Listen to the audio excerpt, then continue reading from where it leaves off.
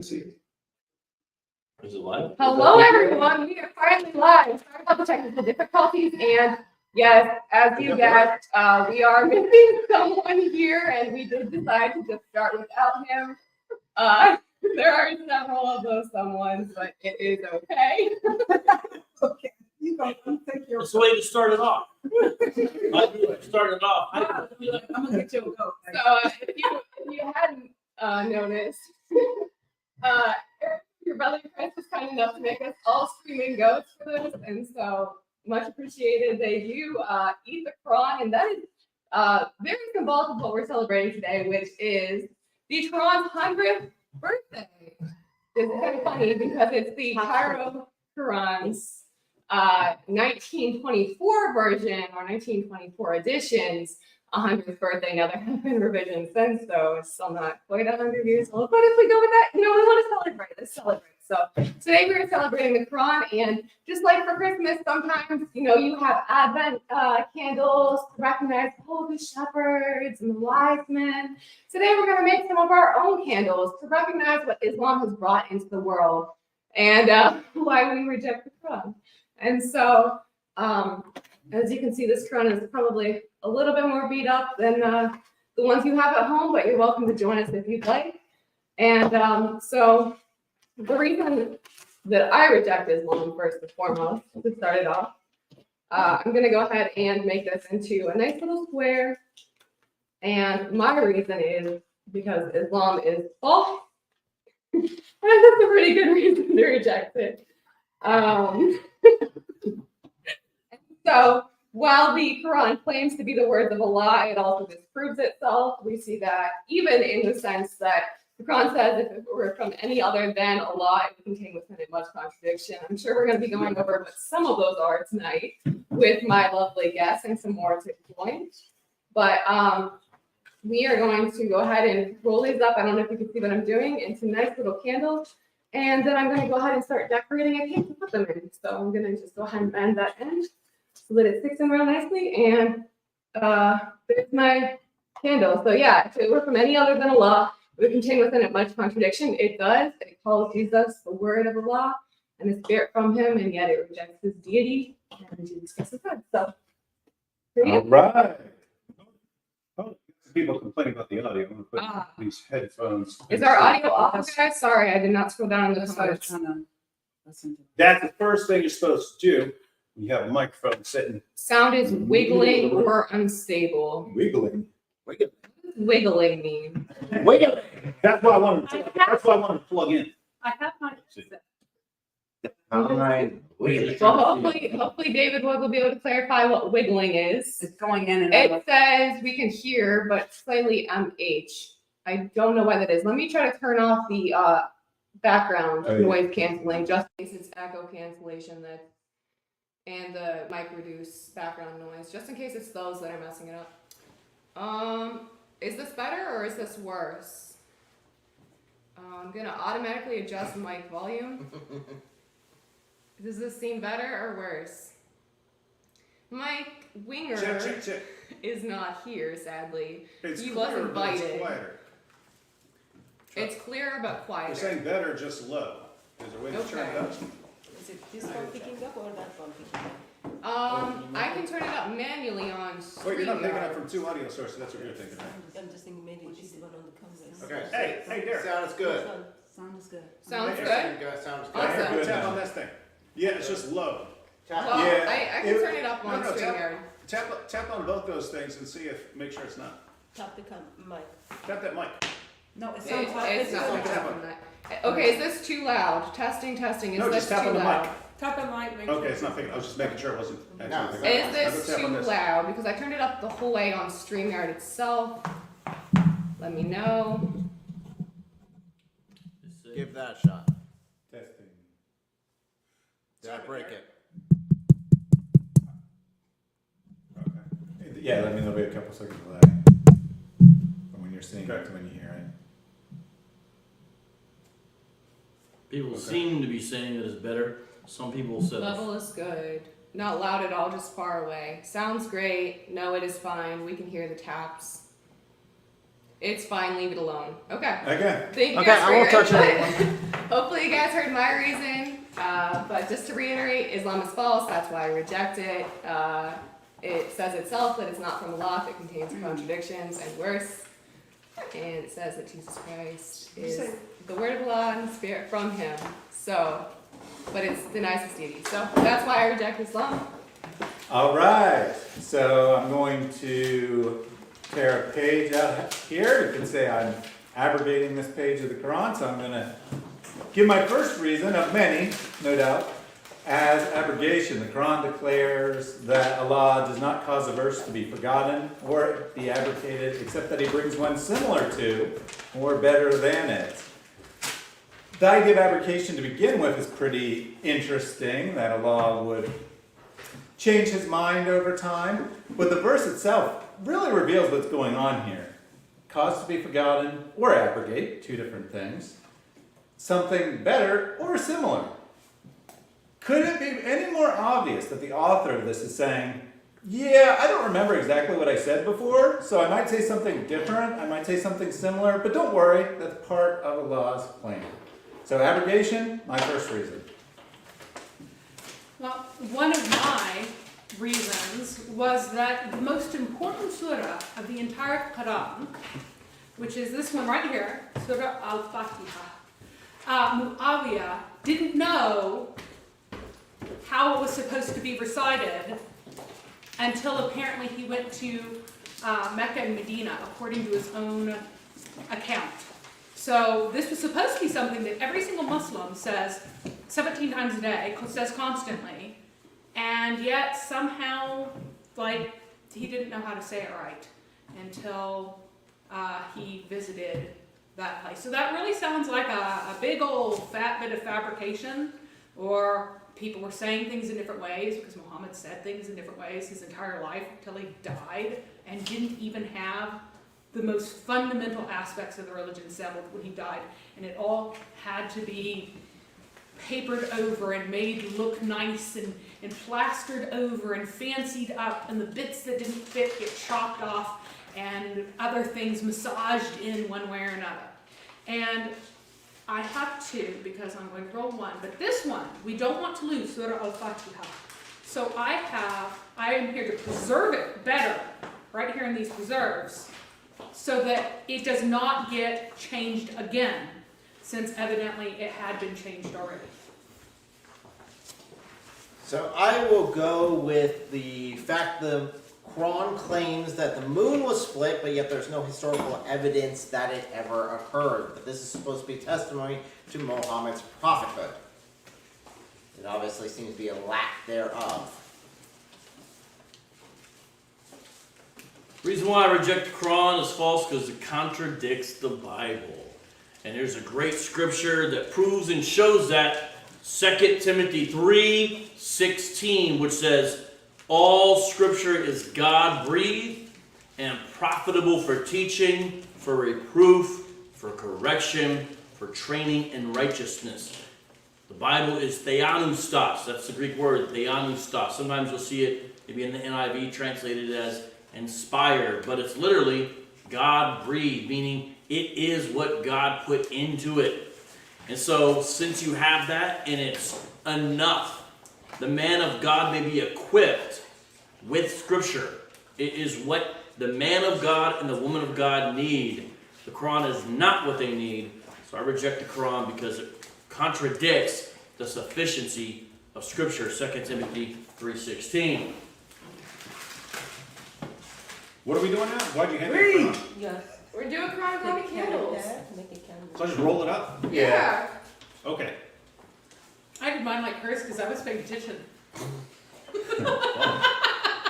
Hey, Mary gets an A. She's the star student. Teacher. I'm in my own different style. hey, how are we supposed to remember who said what? Pay attention. You're supposed to pay attention. That's not going to happen. So just do whatever you want, and if it's I normally repetition, sleep during the day. I have been up the entire day. Just go ahead and say I'm just saying, once we start getting up to 40 or 50 or something like that, you can be like, David, 7 people said that already. The Quran is pretty repetitive. Oh, okay. So, All right, you know, we'll if be you repeat repetitive. yourself too. All right, I'll give an easy one. Surah 9, verse 30 says that Jews call Ezra the son of Allah.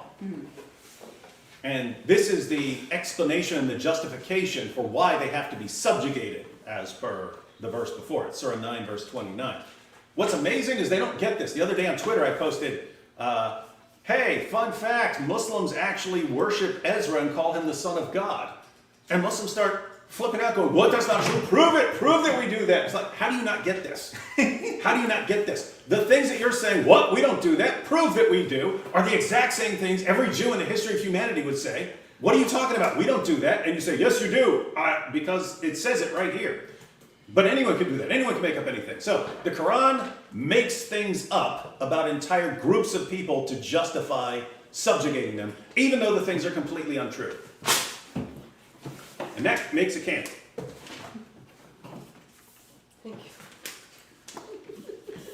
you. History tells us Lord Jesus Christ, eternal Son of the Father, died on the cross by crucifixion. 7th century, Allah steps in, and then, by the way, conversation tells the world, by the way, no, Jesus didn't die. It appeared someone like that, and no one knows what is that even means. So, Islam is false because Islam goes against history, Islam goes against Bible, and Islam goes against Lord Jesus Christ when it comes to his death and his resurrection.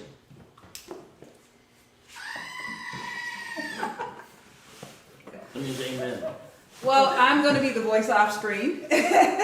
Islam is false because it gets the identity of Mary's father wrong.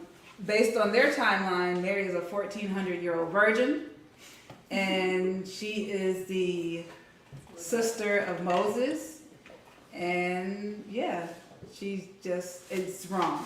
And again, they ultimately get the gospel wrong, so that's definitely a point off for them. So you can just, if you can't hear the paper ripping, there you go. Hey, is your favorite clean? Quran. It is not halal. Oh. What? Are we going back or double? We shouldn't have That's Quran. your dad. Let's go back and forth that way. We could just, yeah. Well, that means I gotta do twice as many as everyone else. Wait, No, Okay, she no, has no, the no. second one. You She gotta has do the two in a second row. one. You gotta do two in a row. Do it another one and then give it to me. all right. Unless you want half as My many. phone. Huh? Unless you want half as many. No, that's cool. Another, huh? It's on my hotspot. We planned this very carefully, You think everyone. about it and then I'll pass. Yeah, you go first and pass it back. Another reason why Quran cannot be the word of God. Oh, wait, we're going back? Yeah. That way we don't have to keep getting up and rotating it back and forth. It's in the rotation. Toss it across. Another reason Quran cannot be the word of God because, as it's been expressed, Quran comes to confirm the Bible. Bible makes it very clear that God created man and woman, and man and woman to become under the covenant of marriage as husband and wife until they die. Quran steps in and then makes it man and then woman number 1, woman number 2, woman number 3, woman number 4, and then goes. God knows where it stops. Disturbed and disgrace the covenant of marriage. So therefore I think it cannot be from the God. It's gonna rotate back to me. I couldn't think of one. Now we're so. just going back and forth between these two? Yeah. Yeah, those two are doing the rest of them. We're done. So okay. Yeah, next time just go twice.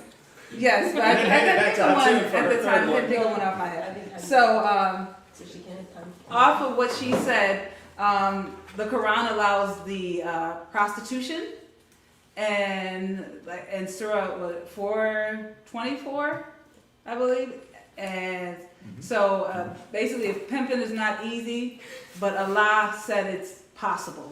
So and He's often forgiving for those who sell out those girls, but yet they offer virtue. Mm-hmm. Surah 424, No, that's what I and then 2430. What is it? You go. Okay, and that's it. It ruins the dignity of women. Okay, your reference is. You ruined the 4:33. 2433, yeah, that's what I'm saying. 2433. Not even on camera, man. All right. Insulting over What? here. Oh, so in In Surah 15, verse 9, most Muslims think that that is referring to Allah's protection of the Quran.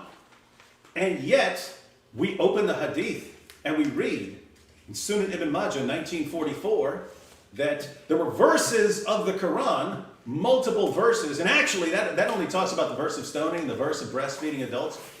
But it was actually about 200 verses, according to Ubay ibn Ka'b, that were lost from Surah 33 there. So Allah said He was going to protect the Quran, and did a pretty crap job of it, I have to say. And gosh, I almost want to use just the idea that the breastfeeding adults verse was in here at some point, but I'll save that. I'll just say Allah didn't preserve it like He said He would. I reserve the right to bring up the breastfeeding adults verse as a separate argument. Got dibs. The Quran is false because it's inferior and contradictory to the way Scripture's methodology is for containing the record of what Jesus Christ said and did. Let me show you what I'm talking about. The prologue of Luke chapter 1. Listen to what Luke says about how he's going to be so careful in his record preservation by talking to eyewitnesses. Luke chapter 1 says this, verse 1, "Inasmuch as many have undertaken to compile account of the things that have been fulfilled among us, just as those who are from the beginning were eyewitnesses and servants of the word handed them down to us, it seemed fitting for me as well, having investigated everything carefully from the beginning, to write it out for you in orderly sequence," something the Quran knows nothing about, "most excellent Theophilus, so that you may know the certainty about the things you have been taught." Now notice it says, investigated everything carefully from the beginning. Not go into a cave and have an encounter with a choking angel. That's why I do not believe the Quran.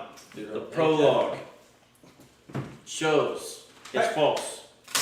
Hey, hold on. I don't know why, I've always been fascinated by the idea of someone doing something for the first time that no one's ever thought of before. And I'm sitting here thinking, oh gosh, who's had a 100-year birthday party for the Quran? Stuff. I'm thinking that, and then I'm thinking, it was the same thought I had, like inventing Quranigamis. Like seriously, has no one ever thought of this before? But then, with that going, I just had to wonder at that point, am I the first person ever to make myself a walrus with the Quran? Like, has that ever been done before? Or is this like the first person ever? I don't know. I find that stuff interesting. I don't know why. Like, am I the first person ever like be a Quran walrus? I don't know. Anyway, sorry about that. Sorry. My bad. Should have done that for your next So many rebuttal. respect the Quran. Yeah.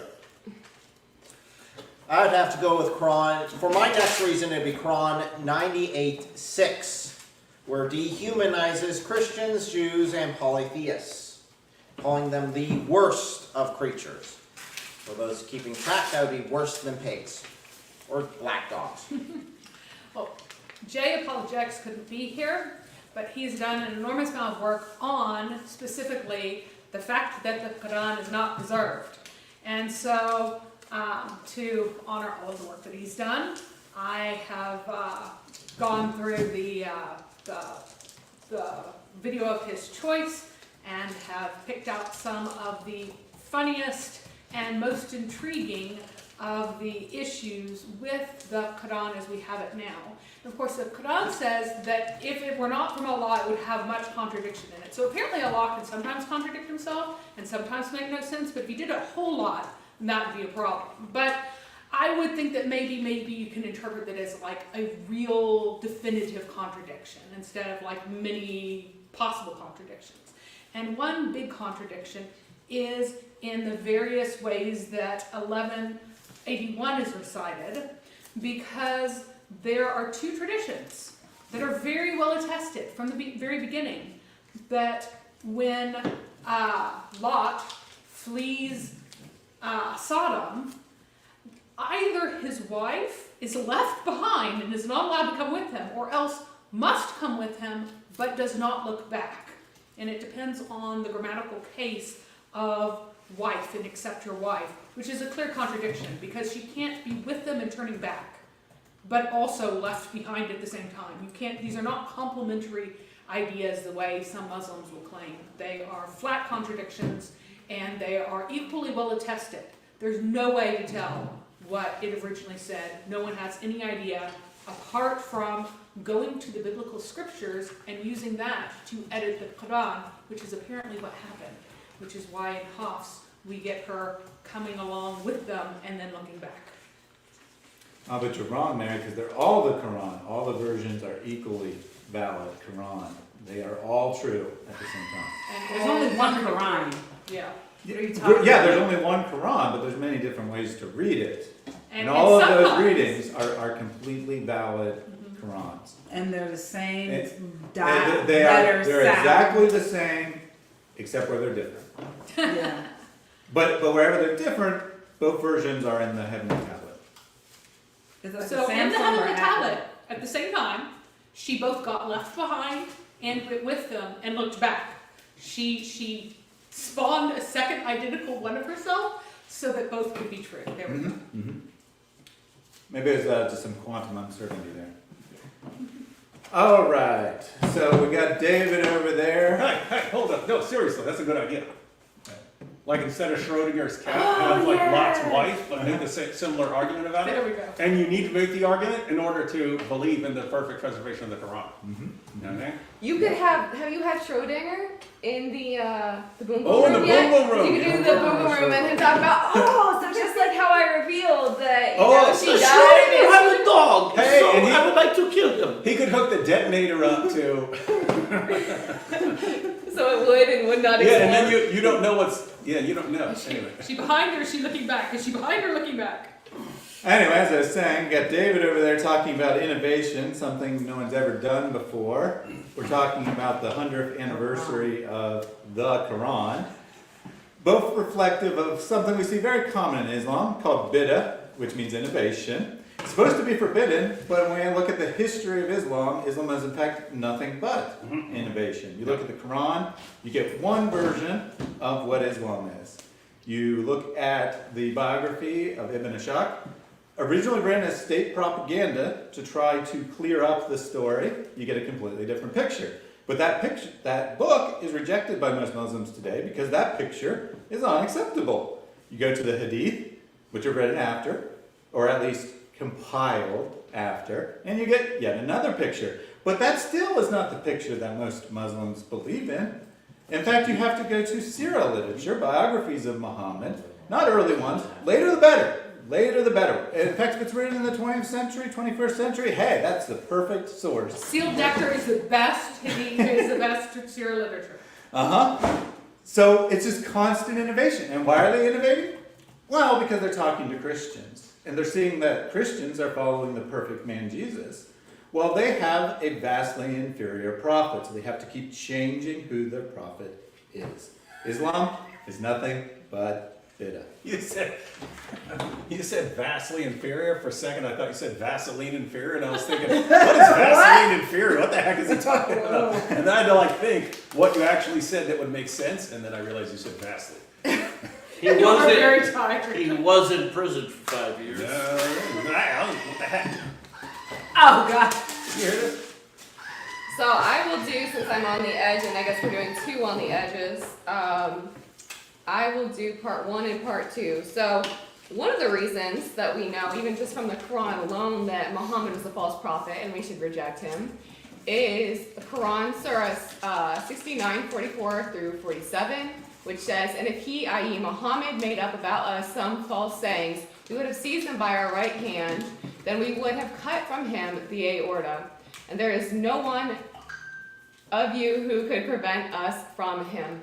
And so you can see if you look in the little scholarly notes or whatever that the right hand could just be with power. But also on top of that, what do we see when Muhammad was dying? And so here's part 1.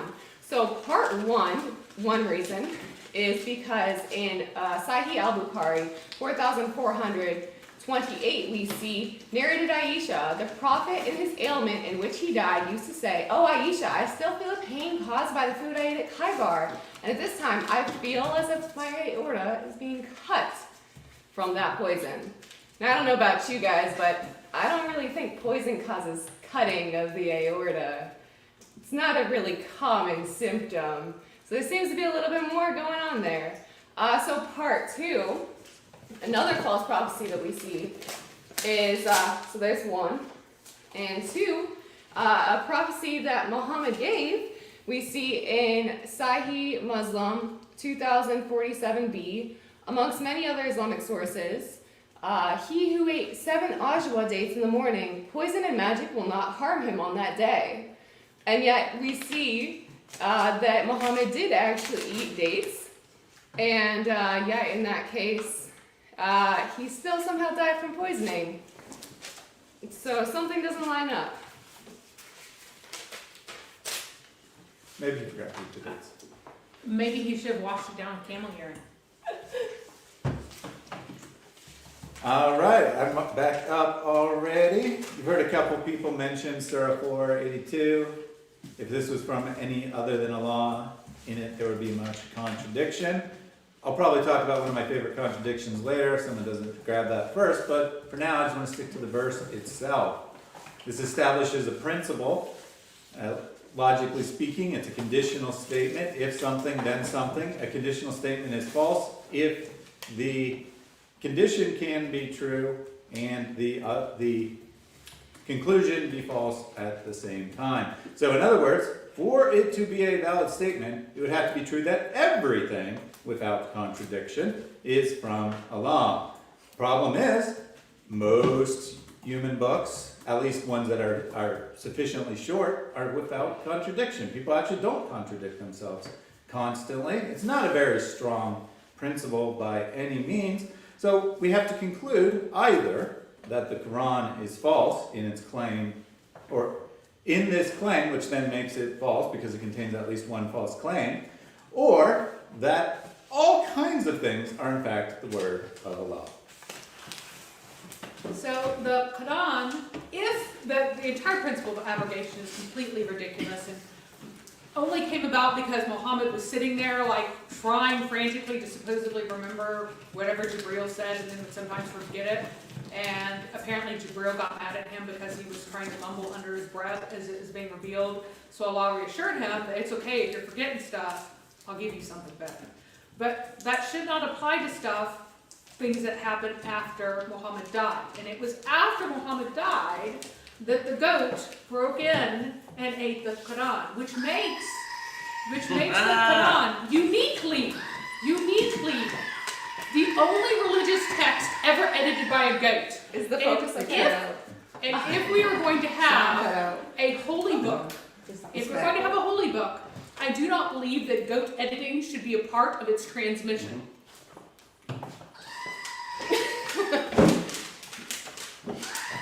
And there's plenty more for people to pick up on other editing ways. Yes, so much more.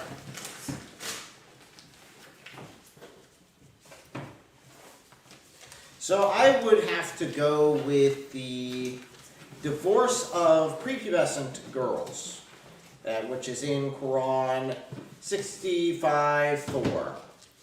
If they are allowing them to be divorced and there's a waiting period, then obviously they're having sex with these prepubescent children, which is a no-go in my book. What did Muhammad Hijab call that? Opportunity? No, he called it extreme form of pedophilia. Oh Oh, yeah. extreme form, definitely. Yeah, because the Quran allows, without the Hadith, if you reject the Hadith, Oh, yeah. that it allows for extreme pedophilia.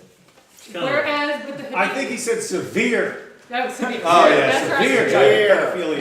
And whereas if you have the Hadith, if you have a chunky child, then it's fine. It's only the thin children. It's only with thin children they think it's extreme. Hey, wait, is Chubby little that, girls, is that why those hadiths say that Aisha's mom was fattening her Yes, up? but that isn't even true because it claims she got fat on cucumbers. Yeah, and I know that's, what's going on well, there. that's based on That's a lot of the cucumber. four. Well, it's based on the four humors theory.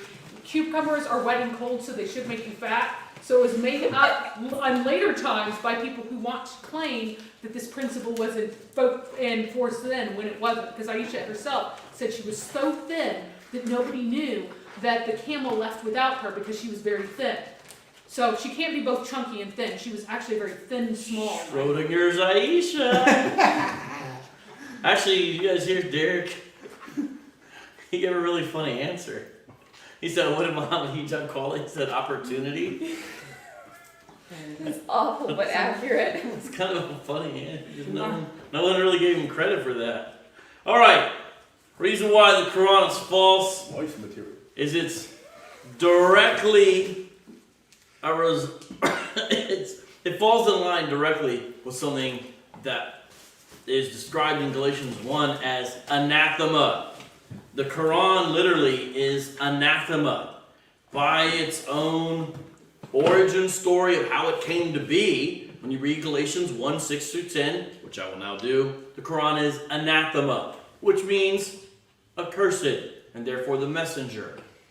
I marvel that you are so quickly deserting him who called you by the grace of Christ for a different gospel, which is really not another, only there are some who are disturbing you and want to distort the gospel of Christ. Now, that's in the first century, but years later, Muhammad would come and he would be disturbing people, distorting the gospel of Christ. But even if we or an angel from heaven should proclaim to you a gospel contrary to the gospel we have proclaimed to you, let him be anathema, accursed. And then it's so important it gets repeated. As we have said before, so I say again now, if any man is proclaiming to you a gospel contrary to what you receive, let him be accursed. For I am. Now, that's exactly what he's talking about right there. It's exactly what's being discussed. So it's another reason why the Quran is false. There you go, Walrus Man. I'm so glad you made that. Can you explain to them what we're doing with the goats here? You wanna talk about your original concept? What, the behind original? Well, goat ate the Quran. That's about the it? Yeah. No, but sum why total. we're doing this? Oh, What why? we're doing for some and others is they're basically amens. Amen. Yeah. Hooray! Oh, the whole reason I made these was I got banned off TikTok. These My specific stream got ones, banned yeah. off TikTok, so I made a whole bunch of these things just for the fun of it. Wait, did your stream get banned that had a goat in it? Or was that It was just a Q&A, and Muslims flagged it. Yeah, they do mass flagging. They did mass flagging attacks, so I'm like, oh, okay, I got a few extra minutes here. I might Okay, as well so make some. punishments for mass flagging, okay. I was just trying to figure out why the goats specifically.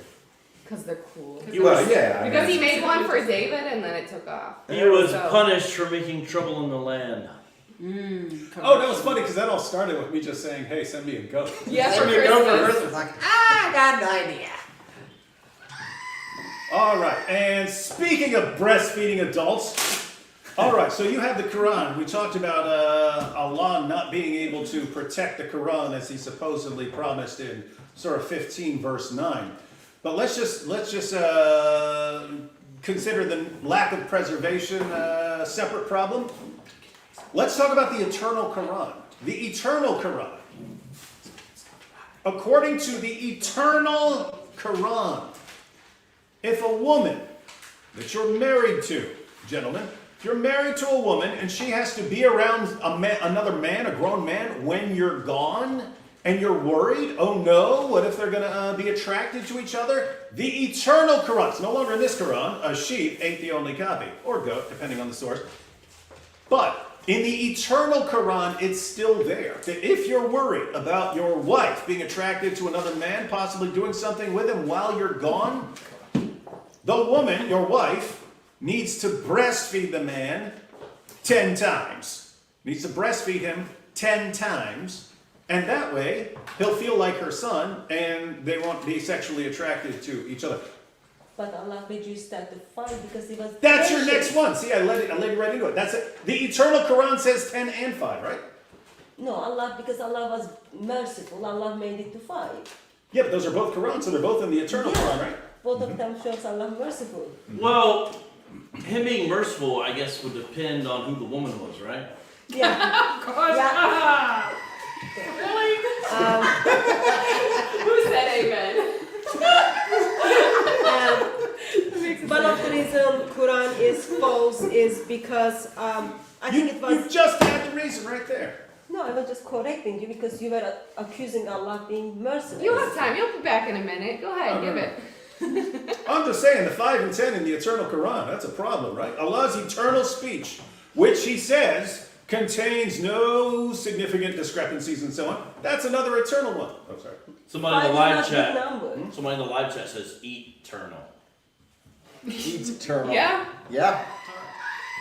it will go Go down ahead. in history that it has been eaten. So back to me. One of the reasons Quran is false, I think it was Vocab who expressed how Bible is written by people who were eyewitness to Lord Jesus Christ, and when it comes to Quran, one of the eyewitness or one of the being who brought Quran to Muhammad was a tree. Of course, I don't know if it was fig tree, if it was apple tree, I don't know what it is, but according to Sahih Bukhari 38:59, it was a tree who informed Muhammad about the revelation that came to Allah. Sorry, that came to Muhammad.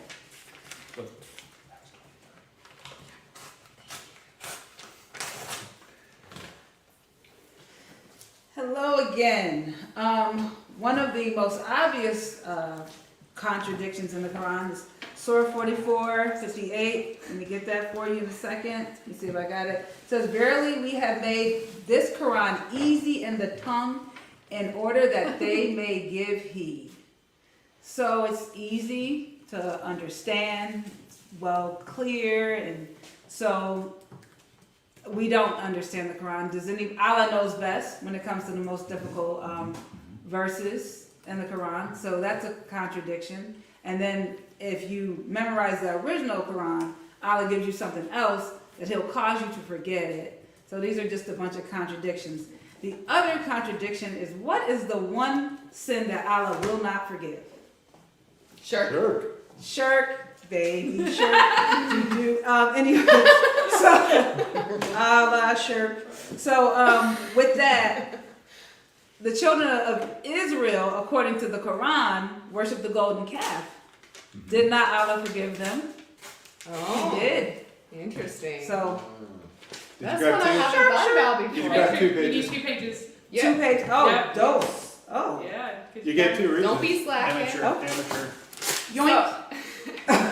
While you're passing that and you're thinking of your next one, I just want to show you guys what I've been working on, and hopefully we will be able to continue this shortly. So I am making Quran cakes, and I don't know how close you guys can see, but we can do close-ups later. It's for our enjoyment, but also I got some halal food coloring markers to make a huge Quran cake for our candles. So stay tuned. Go ahead. One of the many reasons that Quran is false, because when we hear how Quran came to us, we are informed by Muslims that even Muhammad didn't know what was happening when he was reciting Surah Rum. In the occasion when he got confused, people expressed that the way he was reciting the surah was wrong. He stood up and blamed Satan, and reason for that is because people turn up the prayer without wudu. I think that was just rubbish excuse, and followers of Islam simply fall into it. That's right. Hey, bub.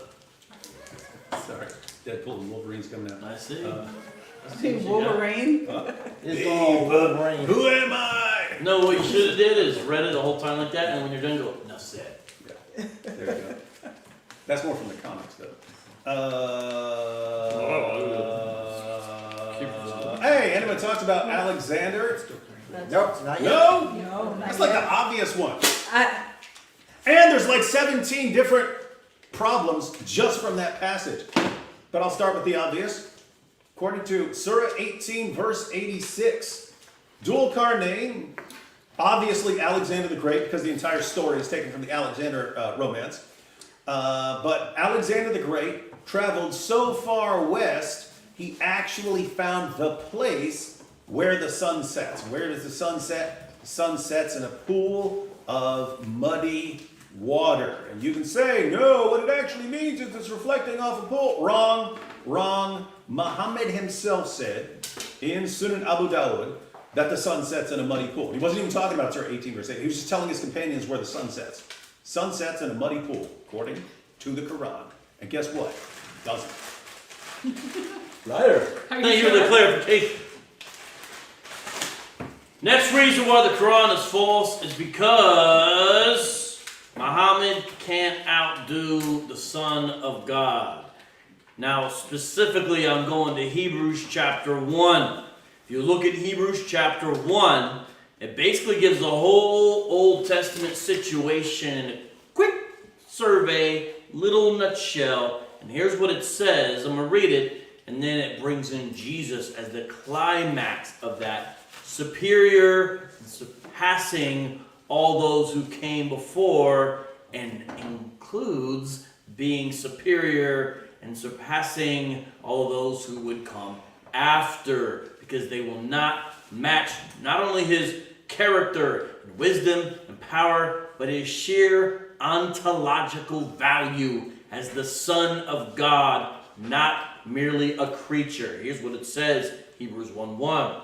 God, having spoken long ago to the fathers, that means Hebrews, by the way, just saying Muhammad, and the prophets in many portions and in many ways, in these last days spoke to us in his Son. Now listen to the description of the Son. Whom he appointed heir of all things. Is Muhammad appointed heir of all things? Through whom also he made the worlds. Is Muhammad the one whom God made the worlds? Who is the radiance of his glory? Is Muhammad the radiance of the glory of God? The exact representation of his nature. Is Muhammad the exact representation of God's nature? And upholds all things by the word of his power. Does Muhammad uphold all things by the word of his power? Who, having accomplished cleansing for sins, has Muhammad accomplished cleansing for sins? No, he destroyed the way in which it's done, at least in his literature.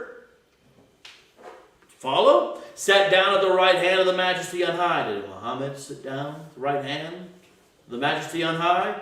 Having become so much better than the angels, as he has inherited a more excellent name than they. Did Muhammad do any of that? The answer is no, he did not. It's another reason why the Quran is false. See, I wish we had some silk garments that Muhammad stole to throw them. Silk garments. That Muhammad stole. If we had some silk garments that Muhammad possessed, we would have to first clean them extensively. And not like Aisha did. No. No fingernails involved. I would give that job to Tony Rogers. Oh God! Which you can hate on because Said he under ditched black us. light they would shine bright. Yeah, he was supposed to be here, just so everyone knows. And He he's was like, here and then he left. yeah, he was here. And And he's then like, he I'm took off. gonna go get Starbucks. Forget the right. club birthday Coffee. party. He had to go do the least Italian thing ever, go to a Starbucks. That's what we in the apologetics world call a traitor. Sounds to me like he's making trouble in the land. What should be done with such a one as this? Well, I'm glad that we're not Islamic because yeah, you would not be alive.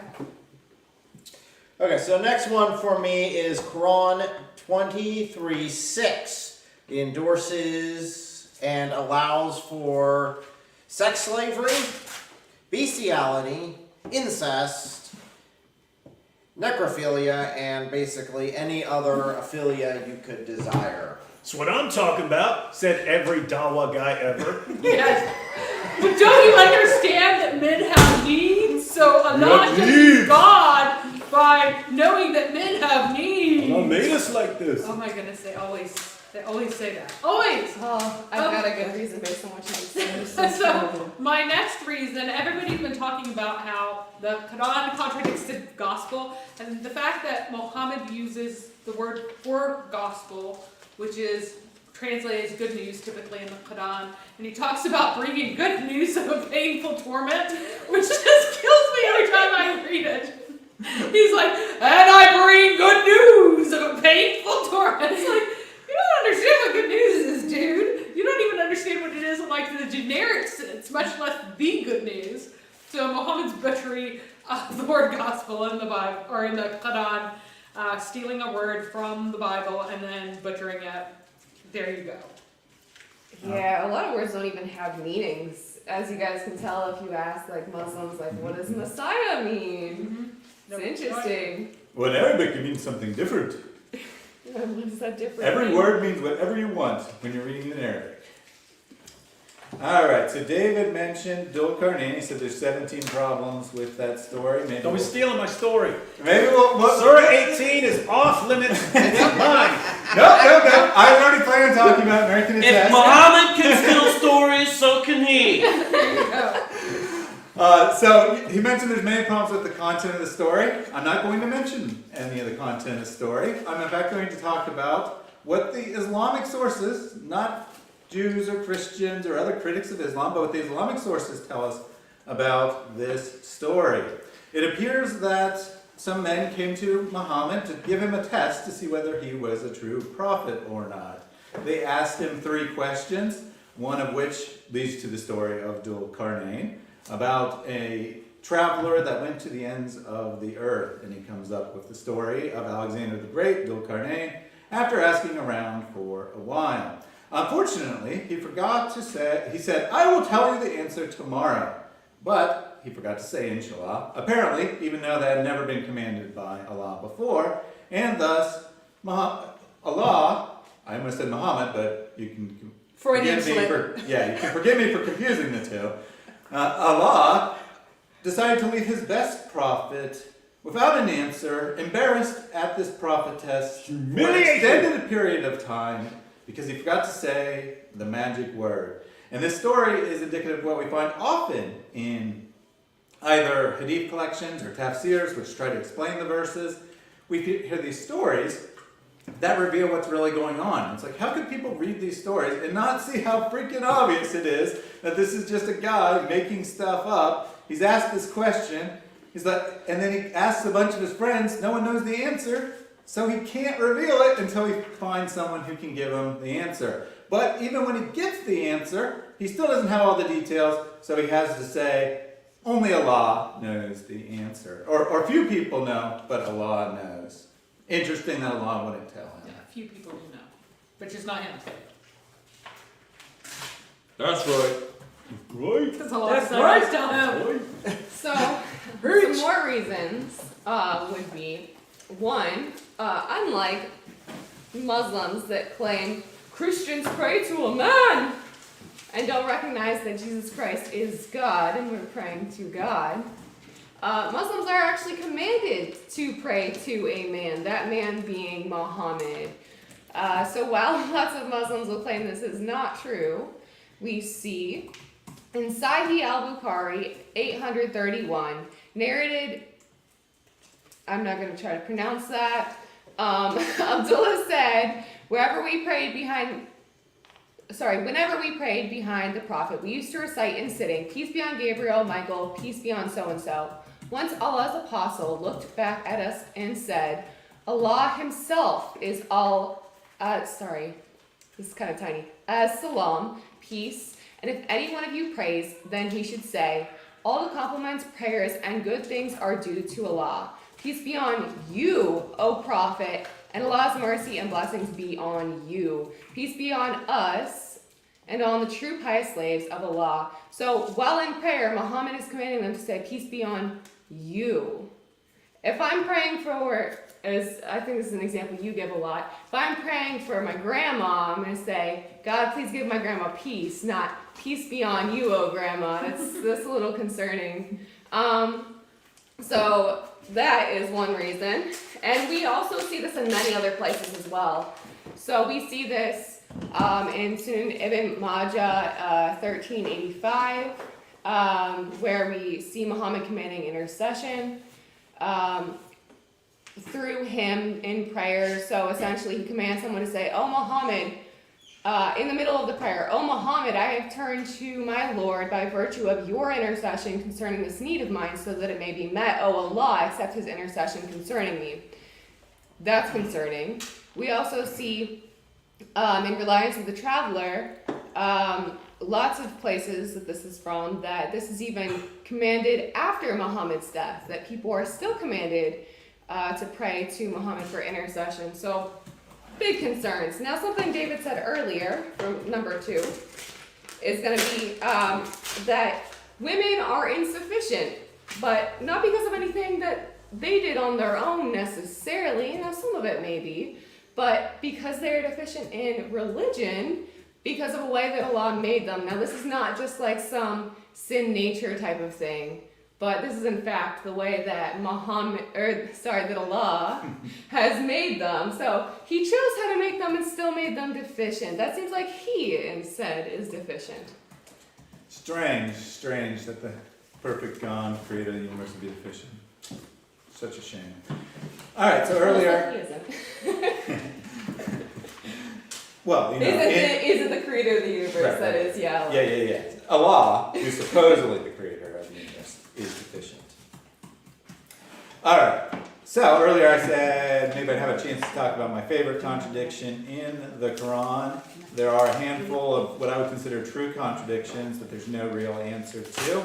But my personal favorite is a simple question: who was the first Muslim? I've asked many Muslims this question. Most refuse to answer. Occasionally I get someone who answers, and if they do answer, they almost always say Adam, which isn't even one of the answers the Quran gives, amazingly enough. The Quran gives 4 answers for who the first Muslim was. Muhammad, of course. Abraham, reasonable enough. Moses, or some random Egyptians. You take your pick, but it's got to be one of those. And they always try to say, well, you know, it's if you get apologists will say, it's just the first among those people or something, but there's no indication of that in the Quran. There's no contextual reason to believe that. In fact, Mary just whispered it's impossible. She has proven that on my stream. Hey, I have to say, the correct answer, Is Allah. yeah, she got me there. I was going to say Satan because he's the first one who refused to bow down Yeah. to the first troop, but no, Allah was the one who. Because he's a He believer. recited the Shahada, yeah. Right, he's the believer. If you're a believer, you're a Muslim. So he has to be a Muslim. But not So all who's Muslims the are believers, second but also Muslim? he's a Muslim. So Allah is the first Muslim, Satan is second. Okay, we're good. All right, awesome. Do you You think gotta he tell made the story when it? it Do you gets to think? you. Do you think Allah made Satan convert by the power of the sword, like the standard way? Was it a foreshadowing? Okay, so another one that Jay brought up was 3:19.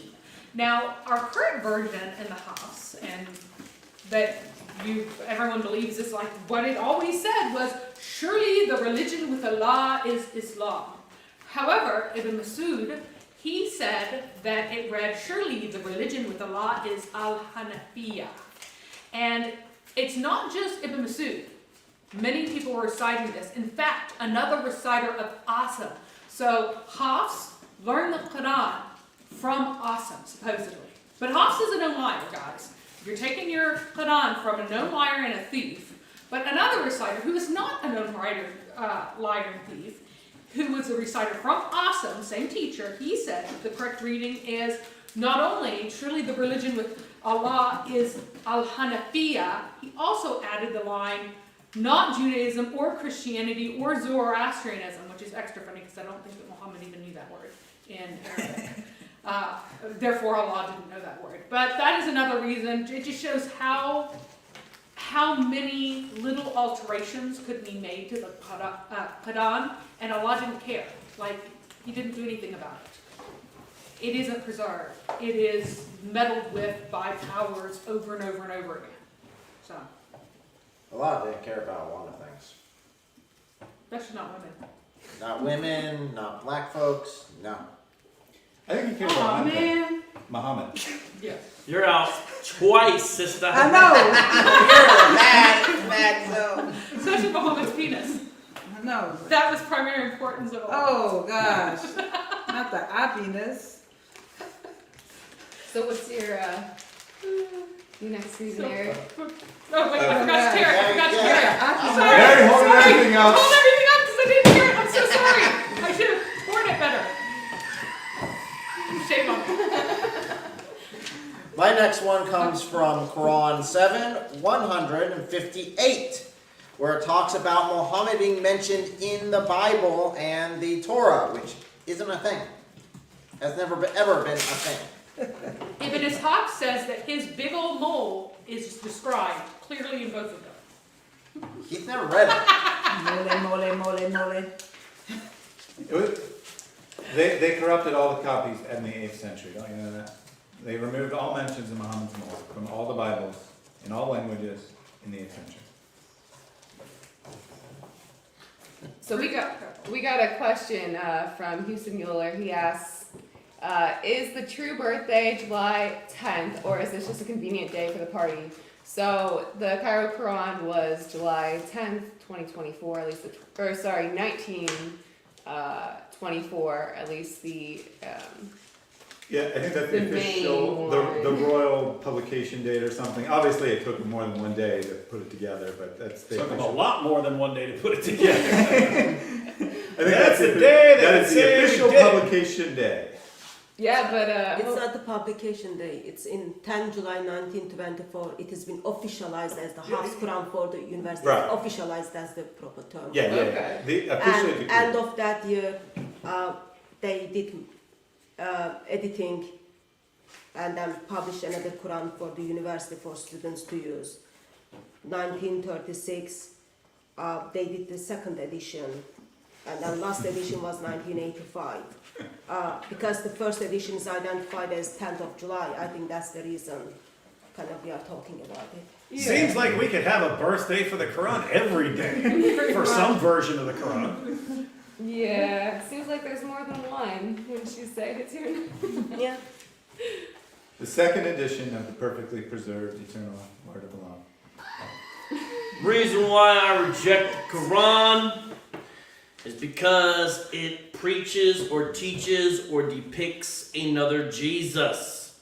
And another Jesus is really no Jesus at all. So this guy, Isa ibn Maryam, is not a historical figure, never existed.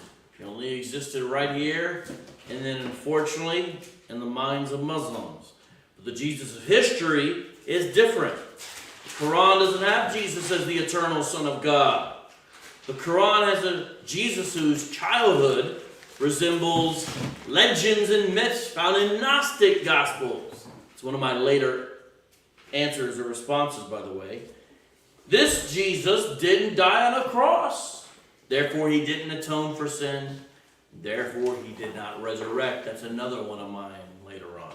Let me read for you now 2 Corinthians 11. Listen to this. Verses 3 and verses 4. But I fear that as the serpent deceived Eve by his craftiness. So if you follow the Jesus of the Quran, you are being deceived like Eve by craftiness of the serpent. Your minds will be corrupted. Your minds are corrupted if you believe this.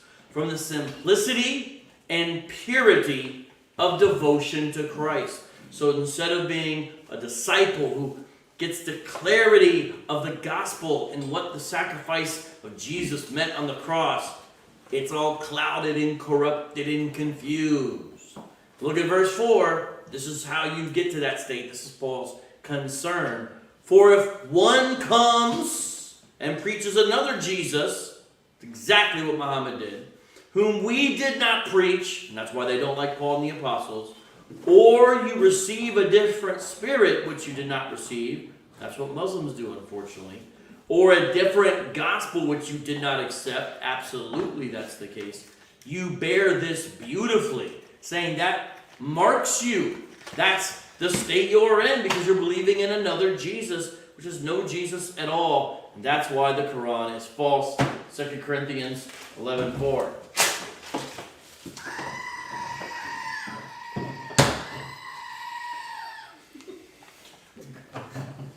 Speaking of Alexander the Great, Just lost that, sorry. Dual Qarnayn. Dual Qarnayn. I mentioned Dual Qarnayn before. that our good friend Tul Karnain, Muslims used to understand that this is Alexander the Great because back in the day, people were familiar with the Alexander romance. So when you heard the story of Tul Karnain, you're like, oh, I know where that, that's the same story. That's the same story. Whereas Muslims today, they understand that Tul Karnain, if he was Alexander the Great was as pagan as anyone could possibly be. You cannot be more of a pagan than Alexander the Great was. And yet Tul Karnain in the Quran is a devout Muslim. I won't even count that one though. D-Wood won't count that. We won't count Tul Karnain as Alexander the Great being a problem. We did count it as being a problem that he found the place where the sun set. So that was earlier. We could continue and point out that later in Surah 18, he actually finds the place where the sun rises. There is no such place. But I won't count that. We'll let the Quran, I'm letting the Quran slide on all these like ridiculous blunders. I do want to point out one. Also in Surah 18, Alexander, let's call it Tul Karnain. I don't care. Call it whoever you want. You can call it, if you want to say, no, it's not Alexander, fine. Call it Tul Karnain. Right? Tul Karnain, by popular demand, builds a giant wall between two mountains. He builds this huge wall between two mountains. And these two, you can compare the teachings of Muhammad in the Hadith. But you have these two mountains. Alexander fills it in. He has people fill it in, and then he pours metal on it and so on, builds this giant wall. And this giant wall is, up until today, holding back the hordes of Gog and Magog. And according to the Hadith, that's actually billions of people. And it's going to be later on, towards the end of time, when the hordes finally break out. So, according to Muhammad and the Quran, there's a wall somewhere in the world between two giant mountains, and this wall is holding back billions of people who, at some point, they're going to break out. And they're going to. So, and the question: where is this? We have a pretty good understanding of the world right now. In the 7th century, you could get away with saying something like that. They don't know the world. Where are these billions of people trapped behind a wall? Google Maps. Yeah. And it's serious Muslim scholars actually try to wrestle with this. You remember Sheikh Yasser Khan? Yes. Well, it's because Zombies. He said it's zombies. Thriller night. Zombies because they can't speak. They can't speak. They don't have any understandable speech and stuff. So these things are just behind this wall go. Brains. Well, the issue is Right. So. the location. According to Muhammad and the Quran, there's a wall with billions of people behind it, and they're eventually going to break out. The location. No, there isn't. Well, It's wrong. The location was clear to all of the early scholars. They said where it was. They knew where it was. It was a particular pass that is located in space that you can visit right now that's supposed to have this wall, but oddly there is no wall there. They all agreed where it was. They weren't confused. And it was the same place as it was in the legend. So... I just want to add real quick that this is actually a real serious issue within Islam. This is one of the things that very bothers serious Muslims issue. more than anything else. Muslims who study it, which is why Muslims, they do not encourage Muslims to study this. That's a recipe for making an ex-Muslim. Yeah, if your imam walks in and says, homework assignment everyone, figure out what this wall is and where it's at, and who's hiding behind it, you just made your entire mosque ex-Muslim.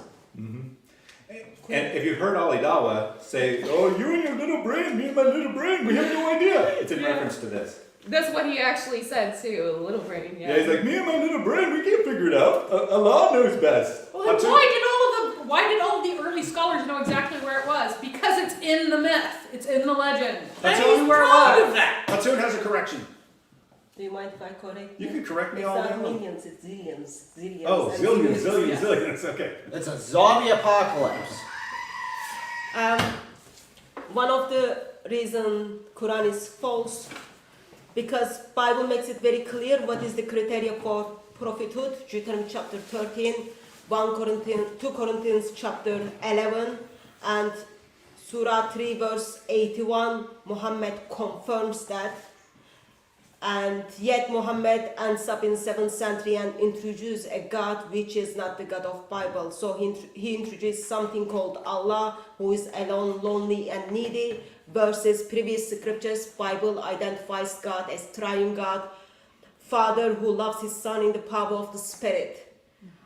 One being in 3 persons, that's how scripture identifies him. Sadly, Muhammad gets it wrong. That's right. That's right. It's white. That's right. It's Muhammad's Read, version. brother, read. Muhammad's version. That's white. I like read, brother, read. It's like, uh-oh. Not Hey, Muhammad. Not Muhammad. hey, you should show up and dress as Prophet Muhammad. You're the Hebrew Israelites, and when they go, read, you go, but I can't read. I can't read. Just get that clip. That clip will be legend, instant legend status. Or no, just be like, uh-oh, gotta go. So, another contradiction. Actually, Jai sent me a message too. It's funny. From Brother Jai, thank you. The obvious misgivings in the Quran about the Trinity. The Quran identifies the Trinity as Allah, Isa, and Mary, which we know in Scripture. That's not what we have. And Allah, who knows everything, I guess, does not know. He doesn't get the doctrine like 600 years later of the Trinity right. So that's one contradiction. Another contradiction that I have is Allah in creation. You hear a lot of Muslims say Allah cannot enter his creation because even though we know in some of the Hadiths, he travels down to the third heaven because he has hearing problems. He has to get closer to hear what those kids are saying and who he can bless. So Surah 27:9, where he's talking to Moses in the burning bush, and he's like, "Hey, Moses, it's me." And Moses is like, "What?" And then, true story, happened the way they said it. Trust me, believe me, it's Allah's word. So these are the contradictions. So I'm going to take 2 for my 2. I believe that comes from Tafsir, trust me, bro. Yeah, Tafsir, trust me, bro. That's the Dawa guy's favorite tafsir. Absolutely. Yeah. No, it's like, oh no, you don't understand the Arabic, Yeah. bro. But it's written in Arabic so everybody understands it. But also no one can understand it because you can't understand Arabic. And it's written in Arabic so that it's clear and everyone understands it. Yeah, I was asking, well then what does it mean in Arabic? And they're like, Allah knows best. Allah knows best. So, Can I put that on that exam? I'm sorry, go ahead. while Allah knows best, who doesn't even know who are the believers, as well as who is Trinity, same Allah failed to make it clear that Surah Fatiha is the part of the Quran. Soon after the death of Muhammad, Muslims start fighting with one another if the Surah 1 was the part of the Quran or not. Ubay bin Ka'b, who Muhammad ordered people to take the Quran from, thought Surah Fatiha was part of the Quran, but Ibn Masud thought no, Surah Fatiha wasn't part of the Quran, and current Quran we are reading contains Surah 1. So I don't know which Quran is false. I know one of them is false, but I don't know which one is. All of them. Allah knows best. Yeah, he doesn't know who are the The believers. one's perfectly preserved in Jannah. I'll go with a contradiction. What do you call it? A contradiction? Contradictions. A contradiction. So Surah 2, according to Surah 2, verse 29 of the Quran, Allah created the earth first, then the heavens. According to Surah 79, verses 27 to 30, Allah created the heavens first, then the earth. Now, I don't care which one you want to go with. Pick one. Pick one that you agree with. The other one has to be false because it's a contradiction. That, my friends, is another candle. This is another candle, is that what you said? Yeah. I do not believe the Quran because the Quran is false because it makes up stories about Jesus' childhood, including when he's in the cradle. So if you read the accounts that we have that are within the lifetime of eyewitnesses, Matthew, who was an eyewitness, John, who was an eyewitness, Mark, who talked to Peter, who was an eyewitness, Luke, who talked to many eyewitnesses, almost certainly including Mary. When you look at those, not even counting the epistles and other literature that is within the first century, that is included in the Christian Bible, that is canonical, you look and you don't see this stuff invented about Jesus out of whole cloth. But the Quran's got Jesus speaking from the cradle. The Quran has got Jesus doing things in childhood that the Bible does not contain. Now, what does the Bible have about Jesus' childhood? It's the boy Jesus at the temple in Jerusalem. So the Quran directly contradicts Luke chapter 2, verses 39 through 52, they go into Jerusalem for the Passover. He's 12 years old. They can't find him. They come in to find him, and then they're astonished to find that he is astounding the teachers with his questions. And then what does it say in verse 49? Even this alone contradicts really the Quran's understanding of who Jesus is. Why is it that you were searching for me? Did you not know that I had to be in my Father's house? Or you could say about my Father's business, some translations will say. Then it says, Jesus was advancing in wisdom and stature and in favor with God and men. Now the point is, that is enough. What we have with the virgin conception of Mary and that description, what we have with the nativity scenes presented, what we have there with Jesus being presented at the temple, what we have there with the young family taking flight to Egypt, what we have there with the wise men, the magi from the east coming and essentially worshiping Jesus as king and understanding that he is Israel's promised Messiah. All of that, and then this temple, this brief little narrative, just to let you know that he is truly a son of the law. That's enough. We don't need to make up anything. We don't need to add anything. And we certainly don't need to look to Gnostic legends from which the stories that the Quran includes came from. So I do not believe in the Quran because it contains these legends about Jesus' childhood, and that's not who he was. It's historically false. The source is false. Therefore, I pass on this book, just like I pass it to Derek right now. Sweet. The next one I have comes from Quran 35:18, which says that no bearer of burdens will bear the burdens of another, except later on in the Quran that abrogates that one. It says, hey, if you mislead someone, then you're going to bear their burdens. And then Sahih Muslim 27:67 comes along and says, you know what? Muslims, don't worry about it, because Christians and Jews will bear your burdens. Even if you have sins as heavy as a mountain, they will bear your burdens for you. And I want to go back to our favorite Surah of the Cave here, because Muhammad told people that the name of the Surah of the Cave in the Torah.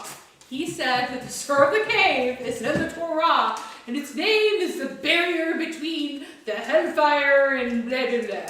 So he's saying that what is in the Quran is revealed exactly the same in the Torah. And that is what he taught.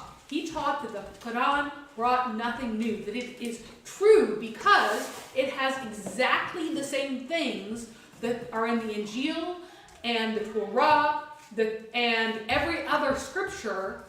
It's exactly the same, it's just in a different language. And so later on, the Muslims went to a Jewish convert who was he was a grifter, and asked him, so what happened? Is the sun setting in a hot spring or in a muddy pool? And he said, well, in the Torah it says, and they believed him because Muhammad told them that this particular thing, the entire surah, according to Muhammad, is in the Torah. Is, not was lost, is. And they went to him and he said, yeah, it's there.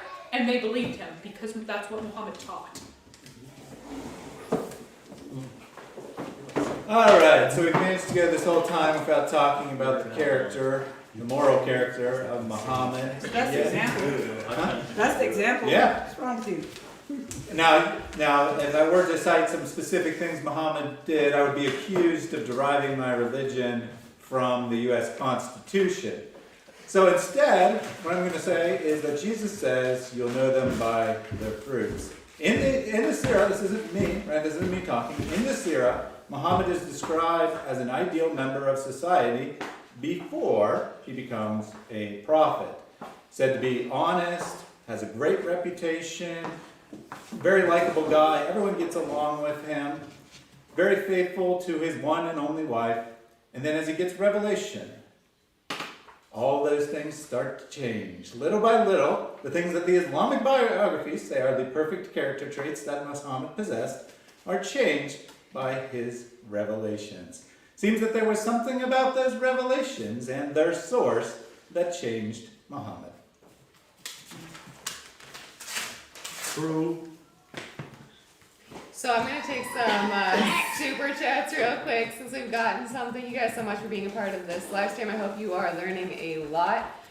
First of all, we see from Robert, love you all, and I wish I could be there. Unfortunately, I got life in the way.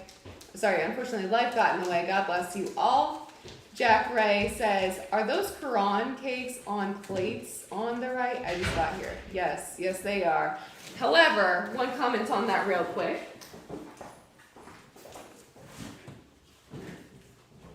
You getting ice cream too? Oh no. So I was trying to make these lovely Qurans, That's perfect. and so the first two came out okay with great difficulty. I'm not quite done yet. I gotta add some things since these are the truly holy editions of the Quran. And that's edible? Yes, Great. yeah, definitely. But sadly, That's what Muhammad's cook said though too. guys, I think they made them Muhammad's too cook said. accurate when they printed out my designs for me because they are just like falling Falling apart apart? every time I touch them, which is like very similar to the Quran. Every time we touch on it, it just completely falls apart. So I don't think we're going to be able to enjoy as many of those cakes as we would like to.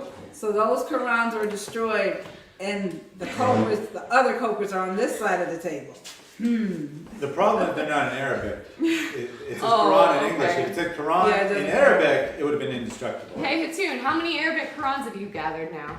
I have 37 different Arabic Qurans. Comparing the Hafs Quran, within Hafs Quran there are 7 different Hafs Qurans. That's interesting. Sounds like it And still 3 falls Warsh apart. Quran. Let's get it to 100.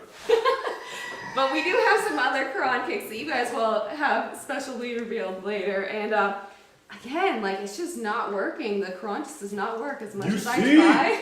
You see? It's the power Did of you say Allah. Bismillah? No, I didn't. Maybe that's the problem. But 10 out of 10 do not recommend these halal markers.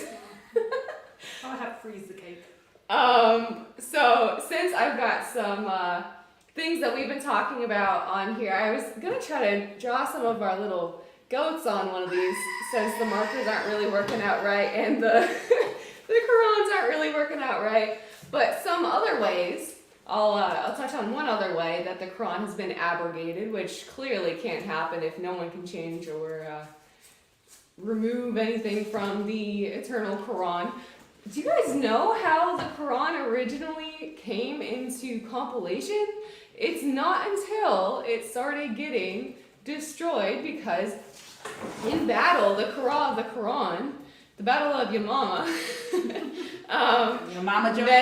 many were lost who had the Quran memorized, and they were concerned that there would be more great losses, and so they decided maybe we should write this down and not have this perfect preservation in memory that we all know. Well, you know, the Quran is perfectly preserved because everybody has the whole Quran memorized, right? Not right. Sorry, guys. So that's a reason, and another way that the Quran has been Hold up, abrogated. pause that right Yeah. there before the point is lost. Yes, go We've ahead. been- No, you're thinking of something totally different. We're thinking of 2 totally different All right, points well, right now. you go for it. You're thinking Well, of you're thinking of something important. I'm thinking of something stupid. But in a way What that was our thinking? yeah, what I'm Let's thinking, find the common ground. what I'm talking about is that for years we've laughed because this battle where a bunch of the Quran was lost is called the Battle of Yamama, right? And I've always said that I deliberately mispronounce it as Yamama. So just because whenever I'm saying it, when I'm saying it, it's like in the Battle of Yamama, and everyone goes, oh, did you say Yamama, right? How have we not had, like, put the sources up on the screen about the significance of the Battle of Yamama, and then say, and now we're doing a reenactment, and it's a bunch of armies doing Yamama jokes back and forth. how did we not do that at some point? Your right? mama is so fat. Well, so what did you have? Your mama is so ugly, I will not unadopt my son to marry her. She's uglier than the goat that ate the Quran. Oh! Your mama's Hey, they could be doing Yamama jokes, but they're all about the guys they're fighting are making all their jokes about the Quran. Your mama's so ugly, she looks 7 years old. Your mama, she got married at the age of 13. She's like,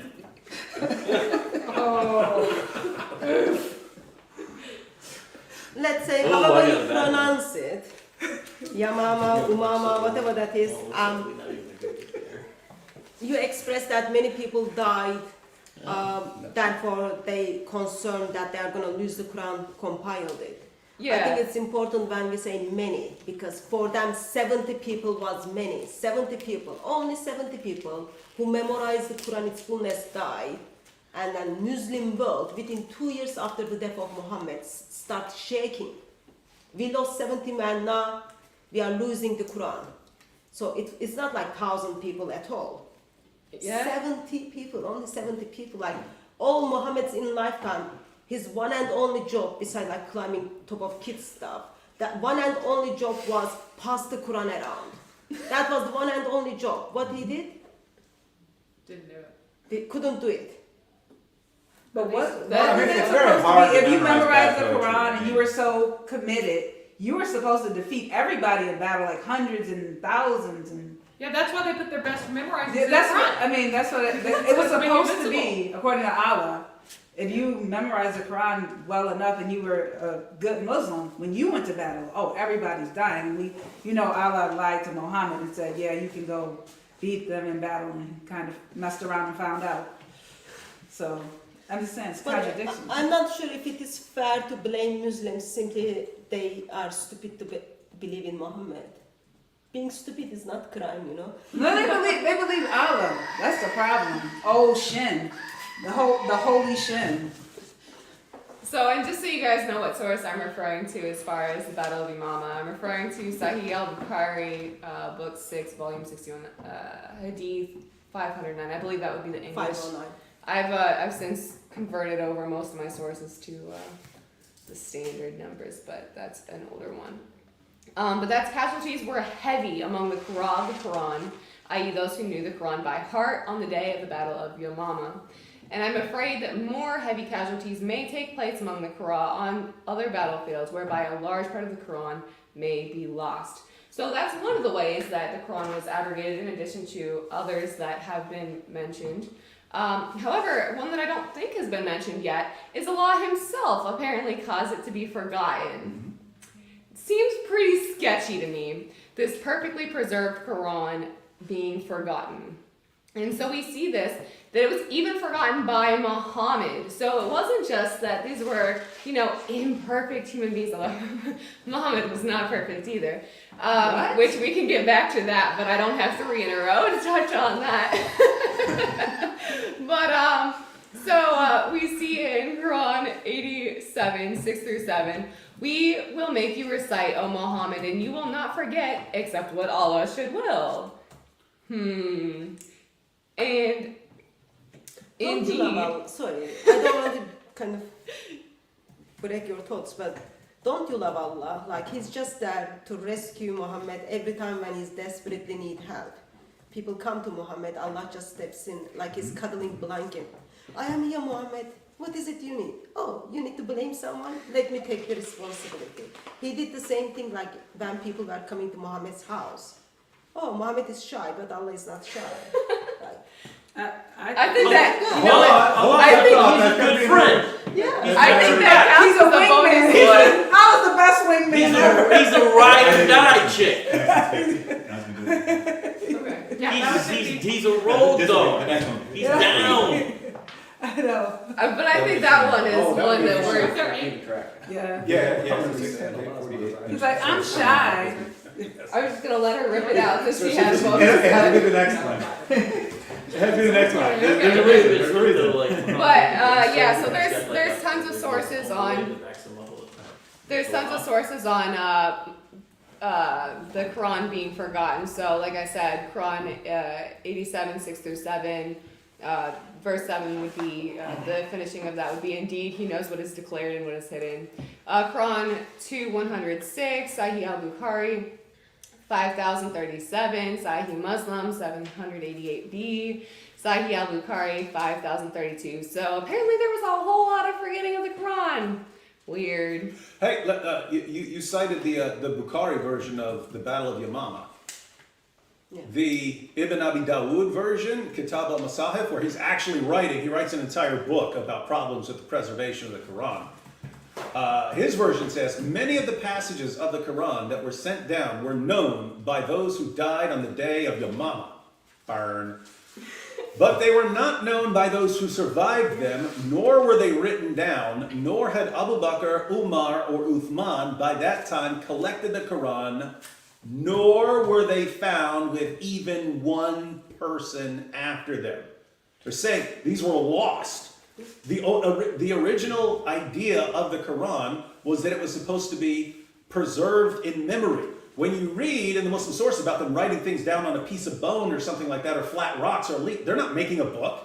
No one's taking a bunch of rocks and stacking them up and making a book. The point of writing them down on a stone was to take back to your tent and help you memorize it, because memory was what was going to preserve this. But And then the people who had passages memorized start dying in battle, and then they go, I think we need to write this down. Paper might be a better method. It is. Even That's the Chinese proverb. The weakest ink will outlast the strongest memory. Very So true. even though they wrote it down, even though they thought recitation was our main way to recite this, within 20 years, when they're fighting in Azerbaijan, Muslims are calling one another kafirs simply because the way they are reciting it. So always it just failed. Yeah. And you saw it during the lifetime of Muhammad. Yeah. They're quoting the Quran differently. Yeah. Hey, I'm gonna have to do something to this guy. No. Allah revealed it in all these different ways. What a joke. It's like, No, he's a peacemaker. yeah, it would be- That's it. if you wrote this as a joke, it would be like too stupid to even be a joke, and it's like what you find about the history of the Quran. Perfectly preserved. I'm still arguing for perfect preservation. So you tried to hear a bonus reason from Hatun, but that has been abrogated. That has not been spoken yet because we are at reason number 50. We are halfway through. If it was any other number, I would have let it stand, but I needed to do something special with the halfway mark. In the Quran, we see that the testimony of a woman is worth half that of a man. Aw. Muslims will tell us, apologists will tell us, that, this is because of the social status of women. They weren't out in public.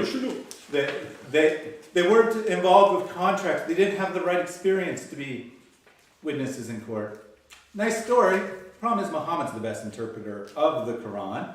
And he tells us that this shows that women have half the intelligence of men. A group of women come to Muhammad, and he says that I see that most of the inhabitants of hellfire are you, women. And they say, why is that, Muhammad? El touched on one of them earlier. They're deficient in religion because they have periods and they bleed, and they can't do Islamic rituals while they're bleeding. But also because they're deficient in intelligence. Does not the Quran say, Muhammad says, that the testimony of a woman is worth half that of a man? This proves that you are intellectually inferior. And it means you should only communicate using a whiteboard. And I would like to build off of the story of the lost bits of the Quran more. It's massive amounts of the Quran are lost, according to the Islamic testimony, supposedly at that battle. And the reason that they put things that people who had memorized things that hadn't been written down in the front is because Allah would promise that He'd never allow anything to get lost. And they're like, well, if this guy gets lost, parts of the Quran will get lost. If this guy gets killed, parts of the Quran will get lost. And therefore, Allah cannot let him die.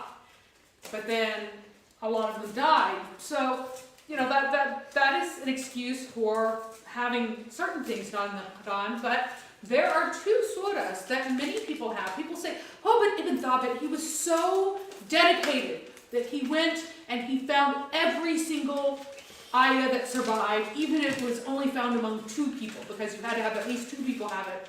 But there were 2 surahs that a bunch of people were reciting, and they recited them as surahs. They said that these are surahs. And yet, Ibn Thabit chose not to include them. And so they're just not there. And people are like, why aren't they there? And Ibn Thabit just decided not to do it. Now, who was Ibn Thabit? He was a young kid. He didn't hear much. He was not a particularly good reciter of the Quran. And people who were much better reciters were among those who recited these as actual surahs. And yet, they're not there because apparently Ibn Thabit had the ability to abrogate Quran with the blessing of Uthman and Uthman's sons-in-law, who were put in charge of compiling this and deciding what was going to be abrogated and what was not, what makes the cut. A man gets to decide that. Allah had no say. So forget Allah. No one cares about him to make this silly book.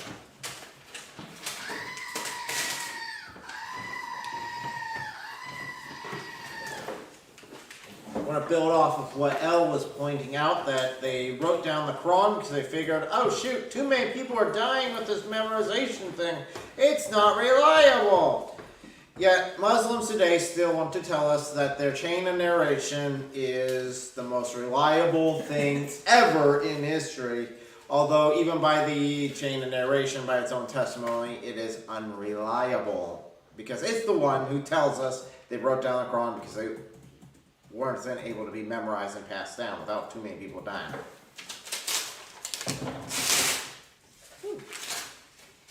Extra large candle. Oh, thorough. I reject the Quran because it copies and promotes myths. MYTHX. Let me define a myth briefly. It's material that is untrue, material that is legendary, and this is quoting Towner's commentary on Timothy. Here's what he says. It could also be material that is, quote, pernicious in its purpose to justify immoral or improper behavior on the basis of a divine or traditional pattern. It's exactly what the Quran does for Muhammad. Let me show you what the Bible says about myths, though, and why you should not trust them. And in case you wonder what myths and legends I'm talking about, I've already mentioned the Gnostic sources found in the Quran. David mentioned elements that come out of fake biographies of of Alexander the Great. Who maybe we call him Alexander the Greek. Do we think he was great? He was kind of gay. He was was. an excellent He's very warrior, though. Very gay, you know? He was great at being fabulous. He was great at fighting, dude. He was also great at being fabulous. He was Very bad. good at killing So I'll just call him You better Alexander the stop. Greek, maybe even Alexander the Freak, you know? So here we are. Let me show you what the Bible says about myths. 2 Peter 1:16. Peter specifically says, we were eyewitnesses. Listen to this quote. We did not follow cleverly devised myths. The Quran is filled with cleverly devised myths. 1 Timothy 1:4 says that Paul told Timothy to, quote, command certain ones not to pay attention to myths. Muhammad the Ear was known for paying attention to myths. Exactly. He's the guy with the cup on the door. 1 Timothy 4:7 says this is what Paul wrote. This is the Legacy Standard Bible. It says that Christians should refuse godless myths, fit only for old women. Some versions say old wives' tales. Refuse godless myths. If you're Muslim, you're not refusing godless myths. Muhammad didn't refuse godless myths. He should have. He didn't. 2 Timothy 4:4, listen to this. This is a prediction of Muhammad. The time will come when they will not endure sound doctrine. They will accumulate for themselves teachers in accordance to their own desire. That's what Muhammad did for himself. And will turn away from the truth and will turn aside to myths. You got it. That's the key word. Last one. Look at Titus 1:14. In this, Paul tells Pastor Titus to do this there in Crete, where he's left in charge. He says, Titus, you need to reprove Gabriel got my tongue. Reprove them severely. Humiliated. Titus 1:14 says, reprove them severely, so that they may be sound in the faith, not paying attention to Jewish myths and commandments of men who turn away from the truth. So it's saying there, specifically, to not pay attention to myths and don't pay attention to the commandments of men who turn away from the truth. Every time you see someone quoting Muhammad as if he's got an edict that they should obey, they're literally violating Titus 1:14. So the point is, we do not follow myths, therefore we do not follow the Quran. Did you get your Quran? Right. Let the record show that Vocab called Let the the letter Quran reflect. clever. You see, He copied some. even the kuffar admit that the Quran is clever. Well, I mean, This will be one compared of to some Zakir of Knight's his new relatives- points. Compared to some of Brother, Muhammad's make a relatives, point. he was, Quran because he is was very clever. bread. I'll give a quick, easy one. Surah 86, verses 6 to 7. What is Muhammad the all-time expert on, Vocab? Semen. What? I was going to say that was on the tip of my tongue, Pause. but That would then have been bad. That was Flag on I'm the better flag. about it, Yeah. you know? So Muhammad is the world class, the world champion, all-time expert on all things involving semen. Just read the Hadith. And yet, in the Quran, Surah 86, 6 to 7, he gets a revelation from the great God Allah about where semen is formed. Because his followers, hey, you're the expert here, tell us where semen is formed. And he explains it right there in the Quran. Says that semen is a fluid proceeding from between the backbone and the ribs. And that's just sort of the most obvious reading of it. There have been Muslim commentators who say that this is referring to the two different fluids. One refers to the fluid of the semen of the woman, and the other refers to the semen of the man. That doesn't help. That would be a separate problem. If you thought that was a solution, that would be a separate problem. But just going with the simple version, semen is formed between the backbone and the ribs, according to the Quran. Guess what? No, it's not. Take a biology class. Yeah. Right. One of the reasons Right. Quran is false because current Quran in Surah 2 verse 2 states, this is the book about which there is no doubt, a guidance for those. And when you look at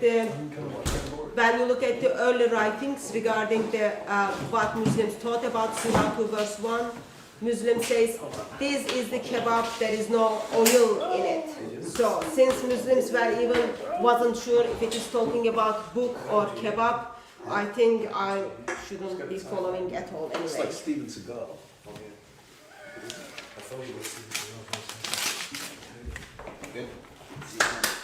All right. He is here. Right.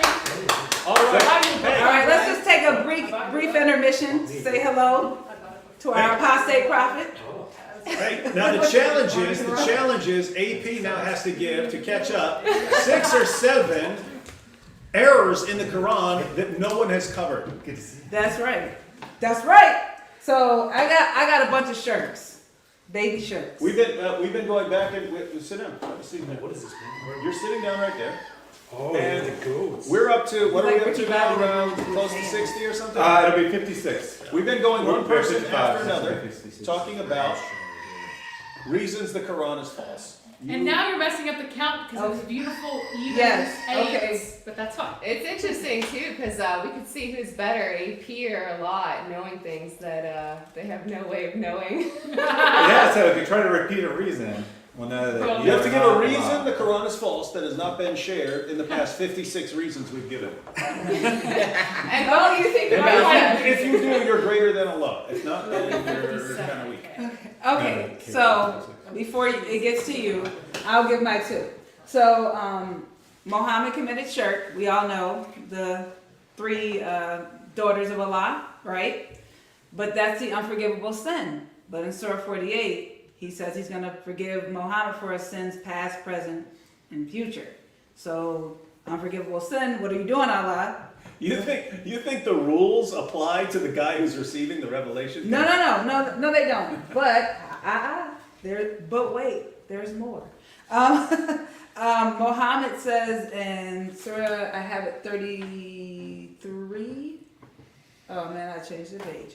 my bad, Surah 33, 12, as well as Surah 9, 103, he is associating himself with Allah. So it says Allah and Muhammad, that you got to obey him. It says this really quick. And it was not for a believing man or a believing woman, if Allah and his messenger judged an affair, that they will have a choice in their affairs. And whoever disobeys Allah and his messenger, so indeed they err in a manifest error. And that's it's partners, right? Yeah. Is that partners? Maybe it's partners. Sounds like partners to me. And then lastly, 9103, take from their alms that it will purify them and sanctify them by it, and pray over them, for surely your prayers are a relief to them, and Allah is here knowing. He's talking about Muhammad. He's collecting money. He's shaking down people for Muhammad, for Allah, of course. Like this is, he's collecting money on behalf. He's the shakedown guy. So it's a lot of shirk going on here with Muhammad. And I know it doesn't apply to Muhammad, but there's a lot of shirk throughout the Quran with other people, and Allah seems to over it. He makes you an offer you can't refuse. Yeah. Right? And he's gonna bust your kneecaps or your shins. I think so, right? It's your turn. what? I was actually atheist. No, He is, Let's but take his turn when he gets to him. It gives them extra time to think. it's wrong like One this. of the other reasons that Quran is false, it is supposed to be the word of Allah revealed to Muslims in Arabic. Sadly, verses in itself expresses those are the words of Satan. For example, Surah 255, Ayat al-Kursi is coming to Muslims, which Muslims need to recite before they go to bed as the verse of Satan. Same for Surah 53, verse 19 to 21 as well. So Quran itself expresses to me that this is the word of Satan. Why should I follow? Did you take your page? What? What? We're not gonna have enough candles. We need 100 candles by the end of this. We'll probably have lost a few in the middle of this. 16 candles. I will do another easy one. Another easy one. David always doing the easy. What? No one's covered Zainab yet? Nope. What in the name of common sense? That would have been like my top three. I was actually You said, like, expecting top your three. preservation. All right, ladies and gentlemen. According to the Quran, Allah needed Muhammad to take the wife of his own adopted son. He explains why Muhammad needed to do this in Surah 3, verse 37. And there he explains that the reason Muhammad had to marry the wife of his own adopted son after causing the divorce by lusting after her, the reason he had to do that was so that other Muslim men would understand that it's okay to marry the wives of their own adopted sons after they caused the divorce. As if this is a big problem that human beings have struggled with.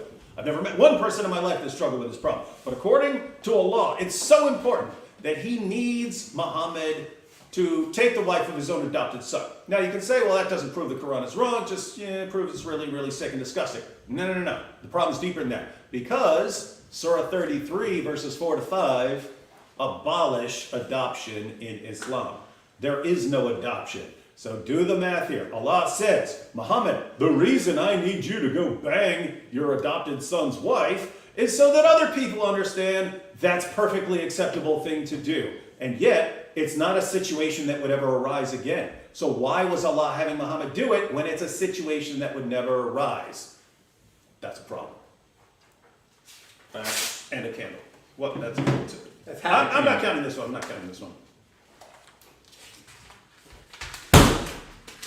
I'm telling you guys. Just put them How on the the Quran right. is holy.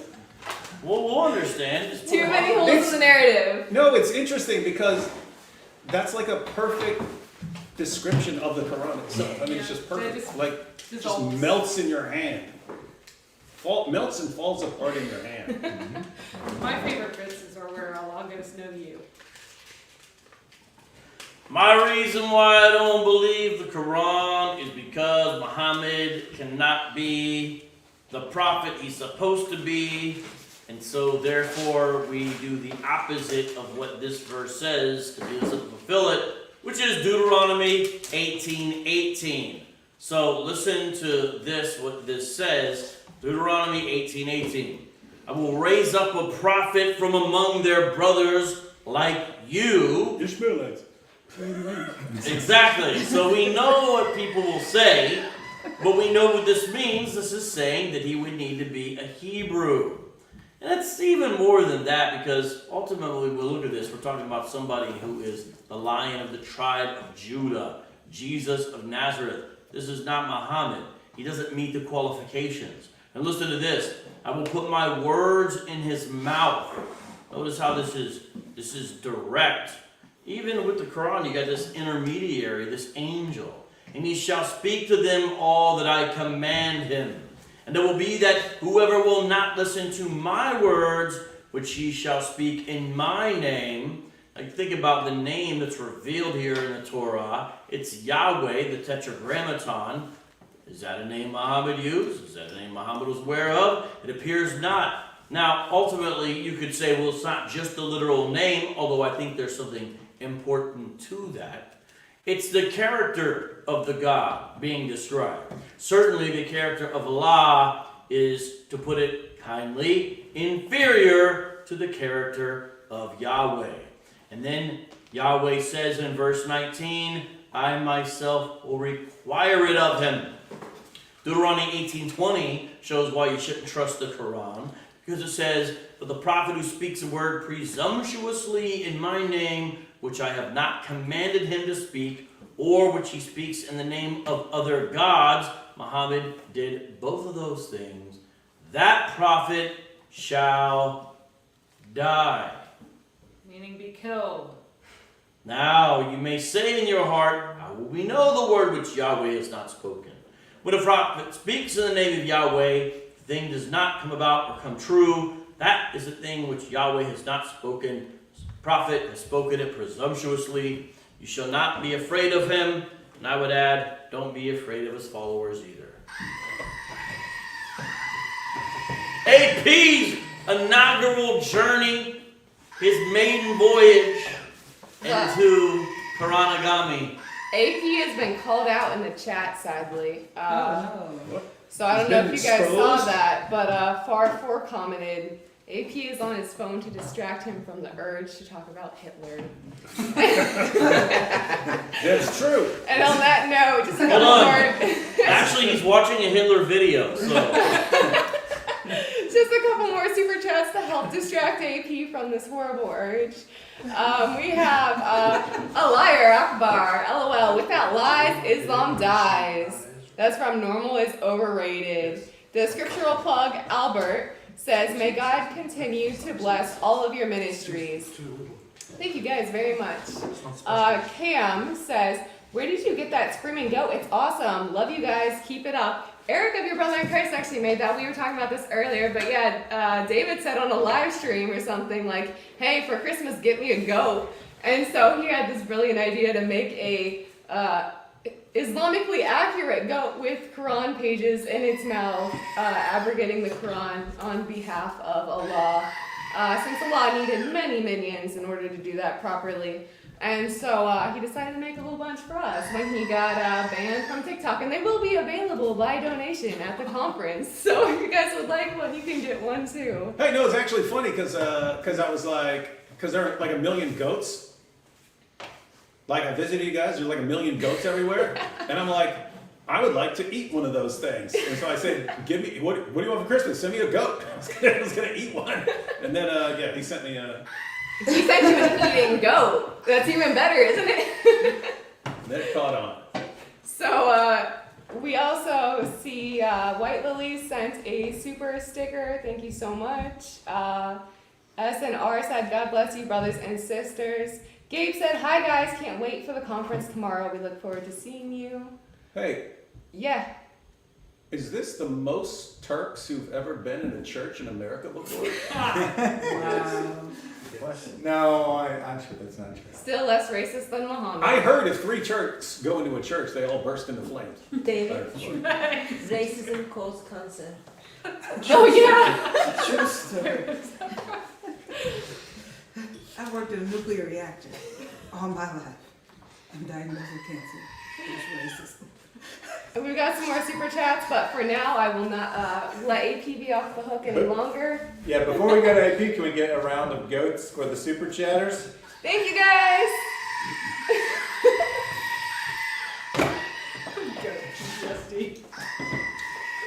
Yeah, AP sounds like, has anyone talked about Ezra? You said at the beginning. I said that was my first point. It's my favorite. You're not supposed to talk about it. You're supposed to. Well, you should have showed up on time, huh? So, That's right. this thing wrong to put inside a bag and go on the subway, like a heavy duffel bag, and just have it go like. All right, is it my turn? Yes, sir. We're all waiting We're all for you. staring at you. So my reason why the Quran. That's the topic, right? The Quran. Contradiction. False. Yeah, why the Quran is false is that I don't like it. And if I don't like it, that means it's false. Of course, that's what you will hear from Muslim apologists. Like, No, they like the. I don't even want to mention. Yeah. that. Yeah. They will say that our reasoning that people who leave Islam leave because they just don't want to, because they just don't like it and all that nonsense. One of the major reasons why I think the Quran is false, or why it's actually demonstrably false, is something about stars, which appears in chapter 67, verse 5, but also in other parts of the Quran. And you can also find it again repeated in the Hadiths, where the Quran says that Allah adorned the lowest sky, or literally the nearest sky, or the sky of the earth, because the sky was just this thing up there. He adorned it with little stars, with little lights, and some of those lights, they are thrown at rebellious devils. Yes, that's what stars are there for. They are thrown at rebellious devils. And you can also find further explanation to that in the Hadith, where Muhammad explains it lengthily. When people around him ask what's going on up there, and he's like, oh yeah, just leave it to me. Leave it to me. Leave it to me. Leave it to Allah and His Messenger to explain to you what's going on. So, when these soothsayers down here try to predict the future, the jinns that are among us, go up there and try to attain secret knowledge from Allah and His high council with the angels. So they go up there, they sneak up there, and they listen to a few things, and they hear one or two things. But then, before they can gather too much, the angels quickly notice them and start throwing stars at them. Well, that's a folk etymology of a term that was borrowed from Ethiopic that poet and Taif had been using. So Muhammad didn't know that the word like stoned essentially was just used as a curse in Ethiopic. And so whenever he got asked, he had to make up a story. It's the same thing with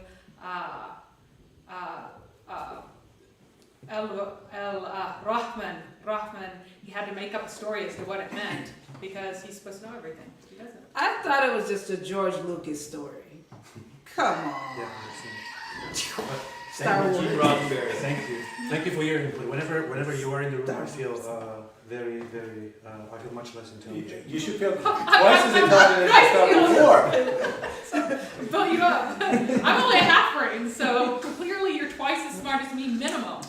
So there you go. Supposedly, yeah. But yeah, so the angels, they throw those stars at the devils, at the jinns, and then those jinns are like, no, please leave me alone, and they try to get away. Some of them are hit by the stars, others are not. Of course, complete nonsense. Stars are these. I'm sorry. Yeah. No, what happens when they get hit by the stars, though? Do they fall to the earth? That's a good question. Maybe they turn invincible like Mario when he gets hit by a star. Hey, we should not make a video. Yeah, we should maybe. It's like, give me That's Mario. a really I got the hat. I got the. No, you just play a little video game. It's the Hurrah! Throw stars in 2 minutes. That's a brilliant idea. And dress up like Mario, like you're creeping through the heavens, like do it. Anyway, there are many layers to this, but the Quran is very ignorant He about goes in the the wrong direction. natural world around us, and Shocking. this is one of the many reasons. Although the Quran gets, of course, everything else completely right, this is just one thing that the Quran gets totally wrong. Yeah. So, because of that, do I rip it out? Yes. Yes. Rip And it then out, just make roll it it up into and we'll stick it in this cake. Because of that. One way or another. So, One way or another. an update on these cakes, since you guys have seen that they are about as reliable and sturdy as the Quran, and they just fall apart all the time. You know, I kept trying to make them perfect, but I realized the only way that I could ever make these tons of different types of Qurans, everyone is different, just like in reality, the only way that I can make any of them passable is to remove everything Quranic about it. So now we just have white cake. Well, Muhammad, just like Muhammad, he was white. That cake is not white enough. Yeah, I think this is His Just ribs, put some. Too dark. Just put the goats on those his pieces. armpits, his thighs. Just all white. That's so disturbing. No, you can't think. That's what you need that music. He's thinking about the long thighs and he can't think. No, I know where I'm going. Oh my! Oh my! Oh wow, yeah. Your thighs on this, Just okay. because Muhammad swung that way doesn't mean you need to right now. Muhammad's No, so he white, did not. It was he an makes that angel. frosting look like chocolate. Yeah. So the next one I have is the fact that in Islam, Jesus is a failure no matter how you look at it. Either he was a failure because he made everyone believe that he was God, or he's a failure as a Muslim because he failed to convert even a single individual or keep his message that he's given by Allah in order to keep it straight for more than a couple years at best. So mine would be that Muslims actually hate Jesus. No, you got it completely wrong. Actually, so according to Islam, Jesus was there, and all he was doing was telling the Jews, believe in Allah, believe in Allah, believe in one God. Come on, believe in one God, guys. And they were like, One no, no. What? So they, What? so they wanted to kill him. Yeah? And then Allah was like, and beamed him up. But I thought every Jew ever rejected Jesus because of their true monotheism. That's kind of weird. The problem is that Jews, of course, worship Ezra and say like he's the son of God. So, you know, That's what it is. Can't trust those Jews. they were like, Always no, worship Ezra. Jesus is not the son of God. Ezra is the son of God. And you can find that nowhere. That's so In the confusing. book In the Quran. In the book of Revelations. And- Like, Alright, so No relations. I want to go back to Zainab and Muhammad marrying her So did because Muhammad. oh! it is funnier than you think because Muhammad had only recently, within like the past couple of years, had declared that he could only have 4 wives because he was imitating something in the Talmud. And he forced his followers to divorce their extra wives. So if he had married Zainab, if he had married Zainab before then, there would have been no problem. He could have had an infinite number of wives. He could have decided that anybody could have however many wives.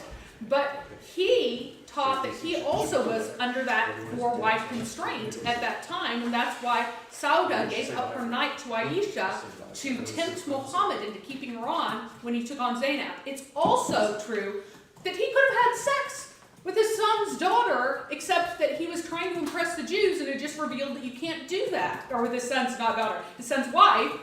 And he had just revealed that, oh no, you can't have sex with your father's wife or your son's wife and things like that. So he created the very things that he went against were teachings that he had just given.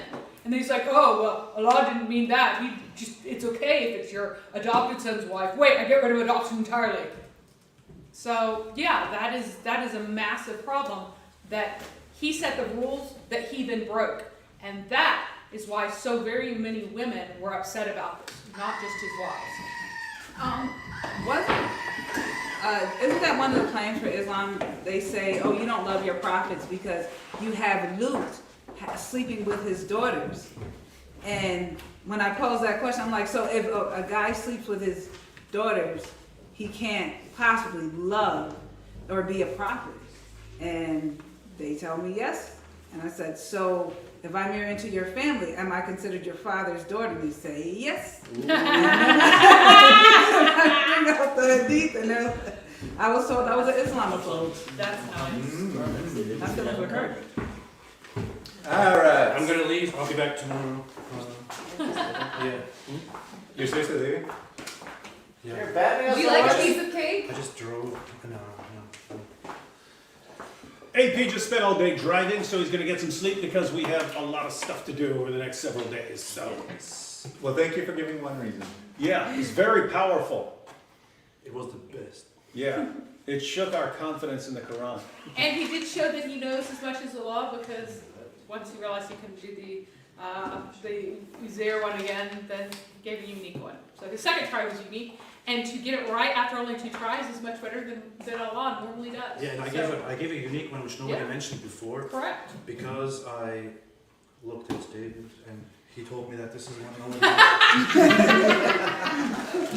It's good to have good sources. Well, Sadly, Muhammad couldn't even seem to find those. It's for Muhammad, right? See ya. Oh, See hey, ya. hey guys, is Truth Seeker in the chat a Muslim or like a Oh no, he's a real Muslim. That's a real Muslim? That is a real Oh, Muslim. let me respond very quickly. This little side note. I just glanced to see what was going on in the chat. Oh yeah, he just And it's Truth just the dumbest thing. Seeker said, they cannot find a single verse in the complete Bible where Jesus himself said that I am your Lord. We can't find a single verse. Look, you hear the laughter? You hear the laughter? Why? Because everyone just thinks of something like this. This is John chapter 13, Gospel of John chapter 13, verse 13. Jesus says, you call me teacher and Lord, and rightly so, for that is what I am. You're sitting here trying to correct Christians and you're completely ignorant.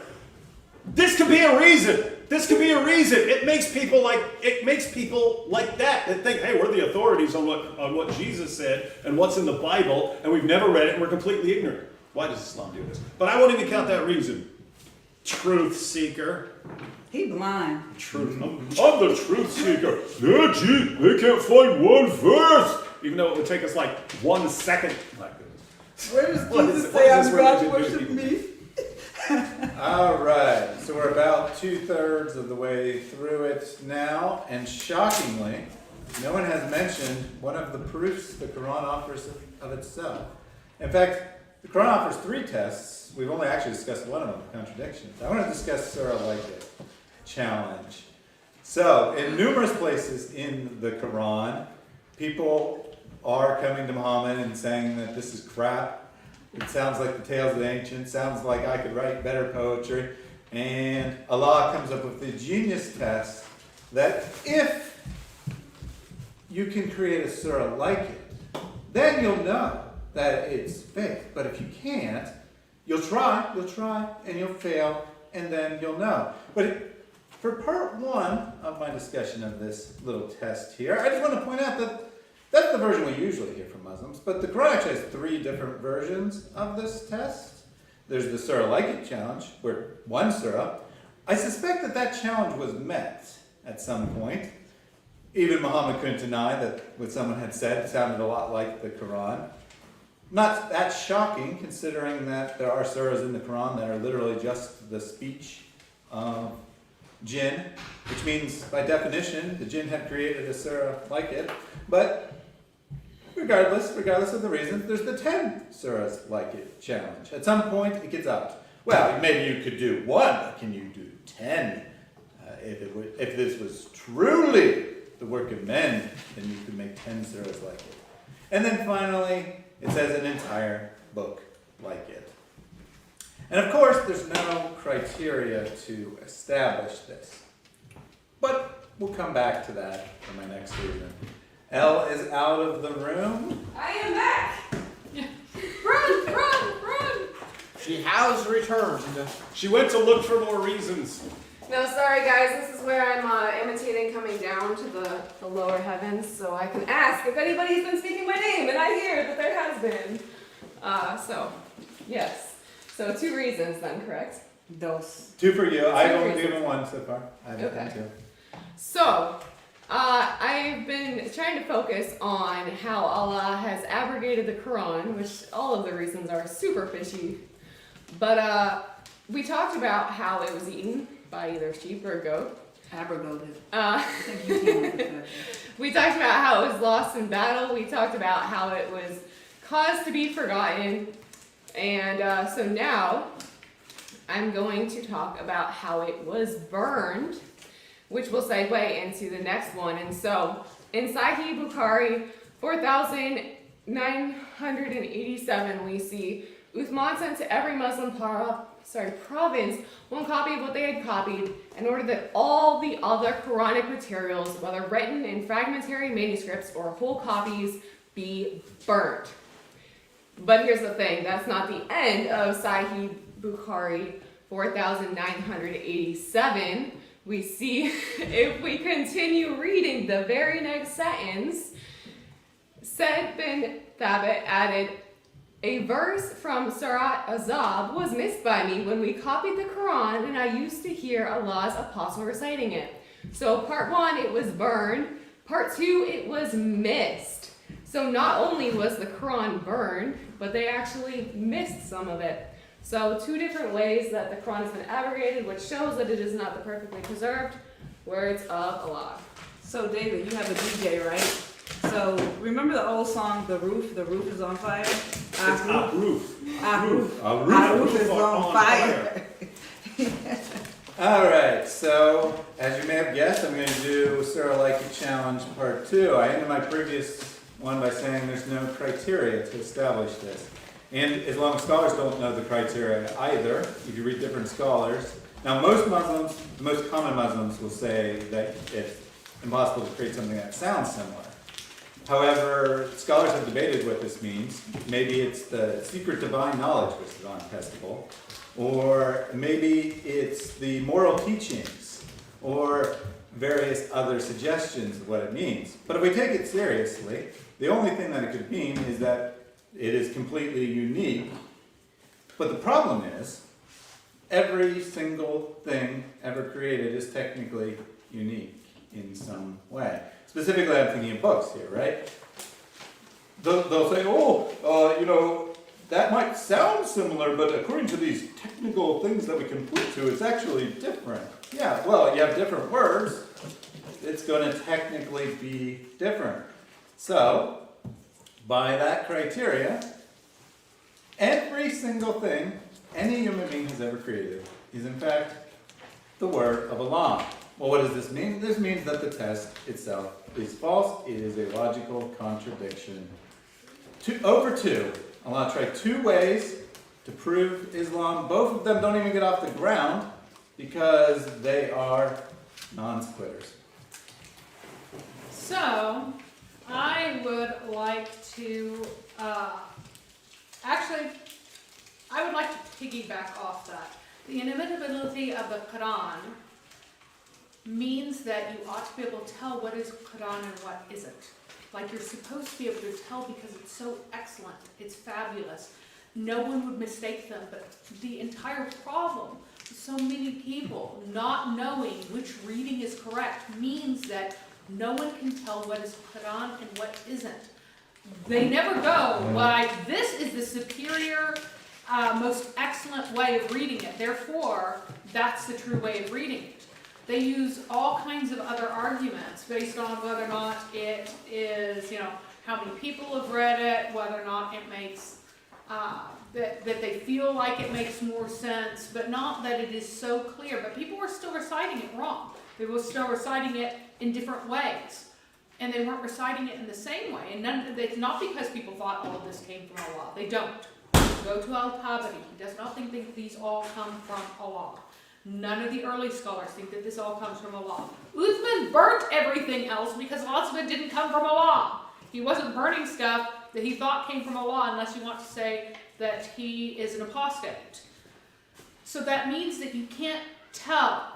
The most excellent people couldn't tell just by hearing it what was from Allah and what was not. Therefore, the challenge of a surah like it is nonsensical because there are many ayah that are just like it as far as people are concerned because they're reciting the wrong thing, because they're messing it up, because there's this question. So that's my next one. And you brought up, like, you know, clearly he wasn't seen as an apostate, right? But even if he was, and some were not very happy about it, clearly, Yeah. too, so that's, like, you know, questionable as well. But if he was, that's even worse, right? Because Allah let his holy eternal word be destroyed by apostates? Like, either way, not good, not good, not good. So my next one would be, and I'm surprised we have not hit this one yet, that the ideal man for all creation married a 6-year-old girl and consummated the marriage when she was 9, and she was a prepubescent child, as according to the Hadith. Specifically, Sahih al-Bukhari 16, my goodness. Sahih al-Bukhari 61:30. As well as many others. Sahih Muslim 1422b, Sahih Muslim again 1422c, and so on. There are so many there that are very clear that she was a prepubescent child when Muhammad consummated the marriage. How old was she? 9 years She old. was 9 years old! Oh, 18, I thought. And playing with dolls, which I know a lot of people. Do you want to elaborate on the dolls thing? Oh, the dolls being the very clearly, that's Yeah. from Sahih al-Bukhari 61:30, where it specifically says the playing with dolls and other similar images is forbidden, but it was allowed for Aisha at that time. She was a little girl, not yet reached the age of puberty. And it's very clear because there's other hadith that state that Muhammad consummated the marriage with Aisha when she was 9, and she used to play with dolls. Bit of an issue. Just wanted to make sure everybody was clear on that point, because even just recently, there has been videos that Muslims have made trying to refute the claims that she was prepubescent, and Well, and then the mother of believers is a liar then, because she said Yeah, she said it herself. it herself. I mean, I don't know that you want to get into all that Sunni Shia infighting, though. It gets ugly. But But she only laughed. one Islam, right?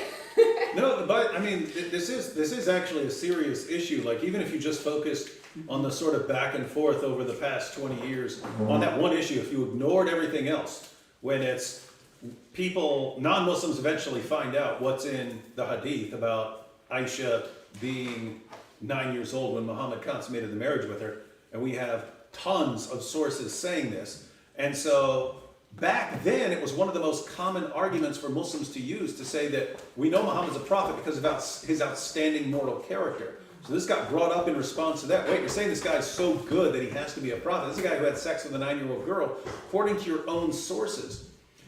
Then the response came, you're a bunch of liars, our sources don't say that, because they knew that most people had no clue it was in the sources. They just heard it from somewhere, they heard it from someone, they heard it from someone like me or some other critic of Islam. And so the Muslims, no, these guys are lying, they're making things up. That was their first response. They're lying, they're making things up. Then it actually got to where people would have a source in front of them saying, no, it says it right here. Sahih al-Bukhari 51:33, it says it right here. And then the response would be, oh yes, it says it there, but that's a weak hadith. Because no one knew what a weak hadith was. People didn't know. And then so people start going, oh, it's just a weak hadith, don't believe that. Then people find out what a strong hadith is, and that we have tons of sahih narrations claiming this. So then the response was, okay, so you have those narrations, but there are all these other narrations that say she was much older, so it's just the hadith are confused. And people say, oh, okay, that solves the problem. So there are some hadiths, but there are all these other hadiths that say this. And then for years we had to go, show us one. Show us one. Show us one. Show us one that says she was 18. Show us. Where are you getting this from? And we had to do that for years. And then it became, oh yes, she was 9 years old, okay, but she had reached puberty. So then we have to spend a couple years going around saying, no, it specifically says she hadn't reached puberty. Surah 65 verse 4 says a girl doesn't have to reach puberty. You can marry her, have sex with her, divorce her, and pass her on to the next guy over and over and over again, all before a girl has ever reached puberty. Yeah. So then after showing that Aisha hadn't reached puberty, then the response became, oh, but Rebecca was 3. Mary was like a And Mary was 12, fetus. according to the Catholic Encyclopedia. So then we go to the Catholic Encyclopedia. It says we have no clue how old she was. We don't have a source. It says we don't know. But Rebecca was 3. Actually, she was it specifically says she was a young woman. I don't know what it takes for people to realize that they are dealing with chronic, compulsive liars. I don't say that about other people. There are atheists who lie. There are Christians who lie, and so I don't know of like a community of preachers who lie as freely and as frequently as the Dawa guys. It's so weird. And yet, you can point out 1,000 lies from these guys. It will not affect the confidence of their followers one bit. It's just accepted in the community that lying is perfectly acceptable. Weird stuff. Did you say chronic? What? Quranic. Hey, Quranic. That's what that is. Roll it up. I'm about to smoke this Quranic. We'll put some hellfire to it.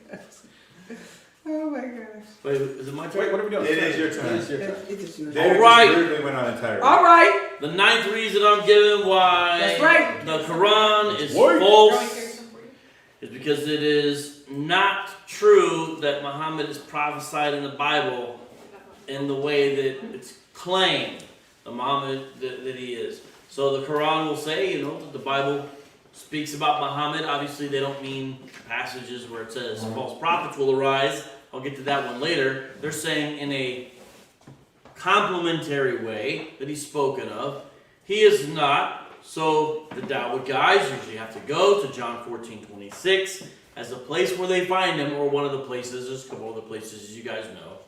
But when you actually look at those, they really say the opposite from what the Quran and the Hadith describe about Muhammad.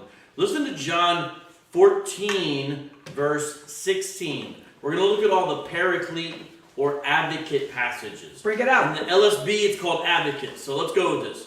And I will ask the Father, this is Jesus speaking, and he will give you another advocate, that he may be with you forever, the Spirit of truth, whom the world cannot receive, because it does not see him or know him. You know him, because he abides with you and will be in you. The next line is interesting, because Jesus says to the disciples, in reference to sending the Paraclete, translated here as advocate, he says, I will not leave you as orphans, but I can think of at least one guy that Muhammad left as an orphan. One? At least one. At least one. The one whom he took his wife and said, Muhammad is not the father of any of these men. John 14:26, He which made is a lot more supposed to orphans be. than that, though. Oh, we know. Father. But I'm talking about one that was done in a legal instead of metal kind of way. But the advocate, the Holy Spirit, whom the Father will send in my name. So notice, this advocate, this paraclete, is sent by the Father in the name of Jesus. This is very Trinitarian, by the way. So take your say not 3 and apply it to here. Too late, there's 3 right here in the passage. One of them is not Muhammad. He will teach you all things and bring to your remembrance all that I said to you. Peace I leave with you. So this advocate has to also do that. Muhammad didn't do that. My peace I give to you, not as the world gives, do I give to you. Do not let your heart be troubled, nor let it be fearful. Now look at John 15 as we continue with the farewell discourse about these paraclete passages, and ask yourself, is that Muhammad?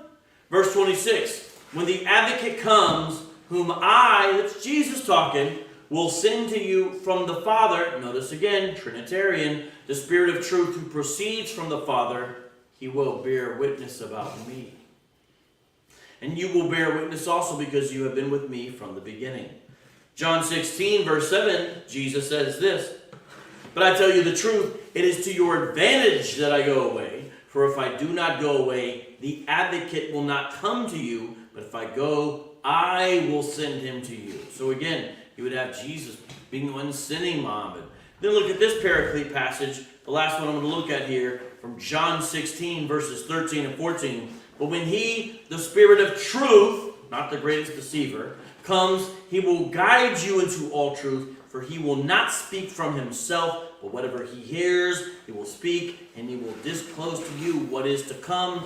He will glorify me. So according to this, if Muhammad's the advocate or paraclete, he glorifies Jesus.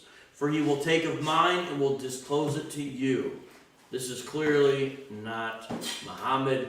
This is the third person of the triune God, the Holy Spirit. That's why I don't believe in the Quran. I don't know which way it passes.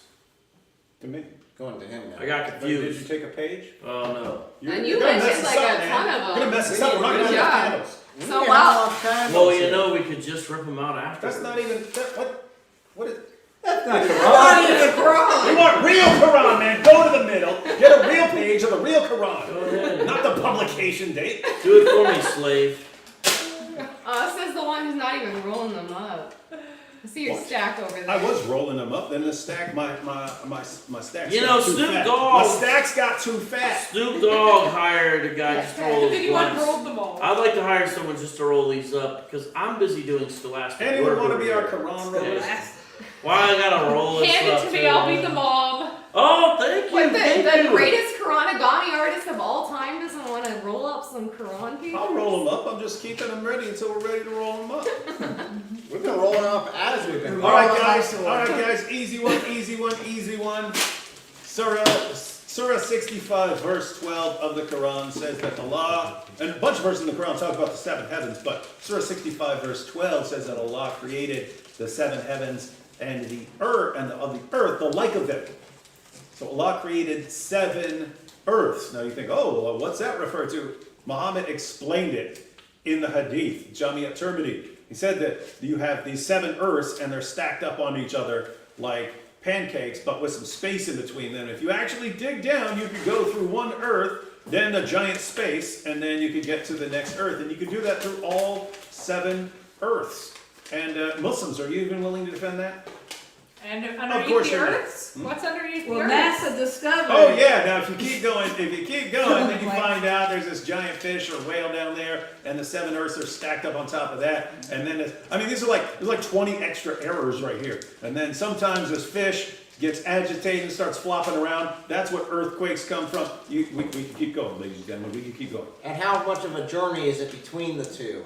It was a 500-year journey in between each one. 500. It doesn't explain what that is, but it doesn't matter what you say it is. You can say it's a journey of a snail, it's a journey of a person walking, it's a journey of a person on a motorcycle, it's a journey of a person in a spaceship, a flying donkey monster, whatever you want to say, you're not getting there.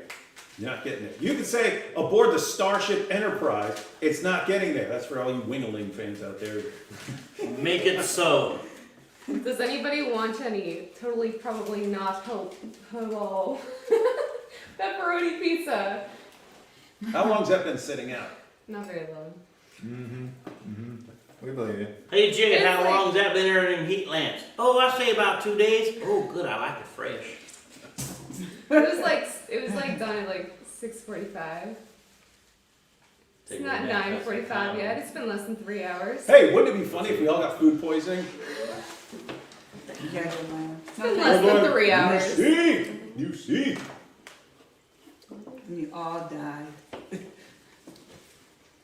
Yeah, I was just Oh, wait. thinking how funny it'd be if we all got food poisoning. No, I Maybe think we that'd should be shoot funny. a video about that tomorrow. About food poisoning? Yeah, they'd be going, you Food see. Interesting. I think maybe we should. They made fun of the Quran. One of the reasons that Quran is false, again and again, Quran expresses that this is clear book and detailed in everything. Surah 2 verse 1 has these magical words in it, which is mentioned in 29 different surahs. And explanation of those magical words is we don't know what it is. Allah is the only one who knows it.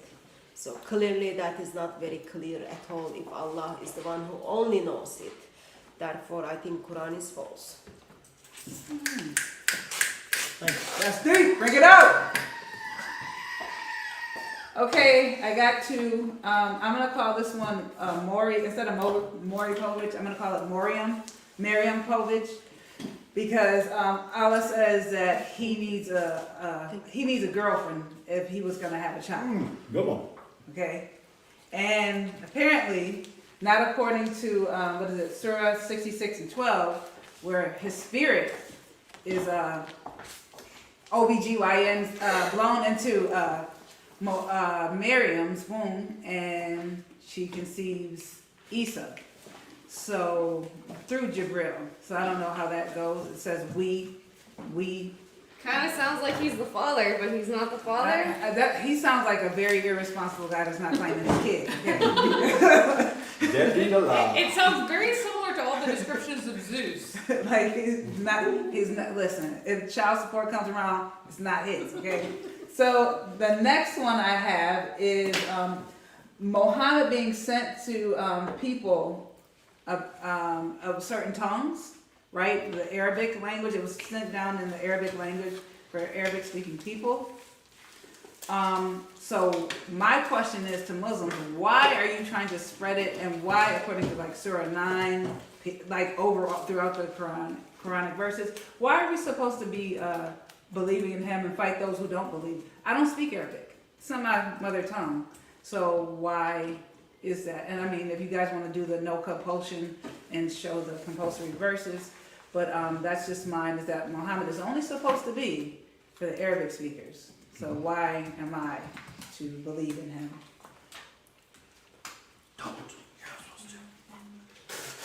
And that's it. Roll it up. Is this the last line? Is No, this the last one? there's a few more.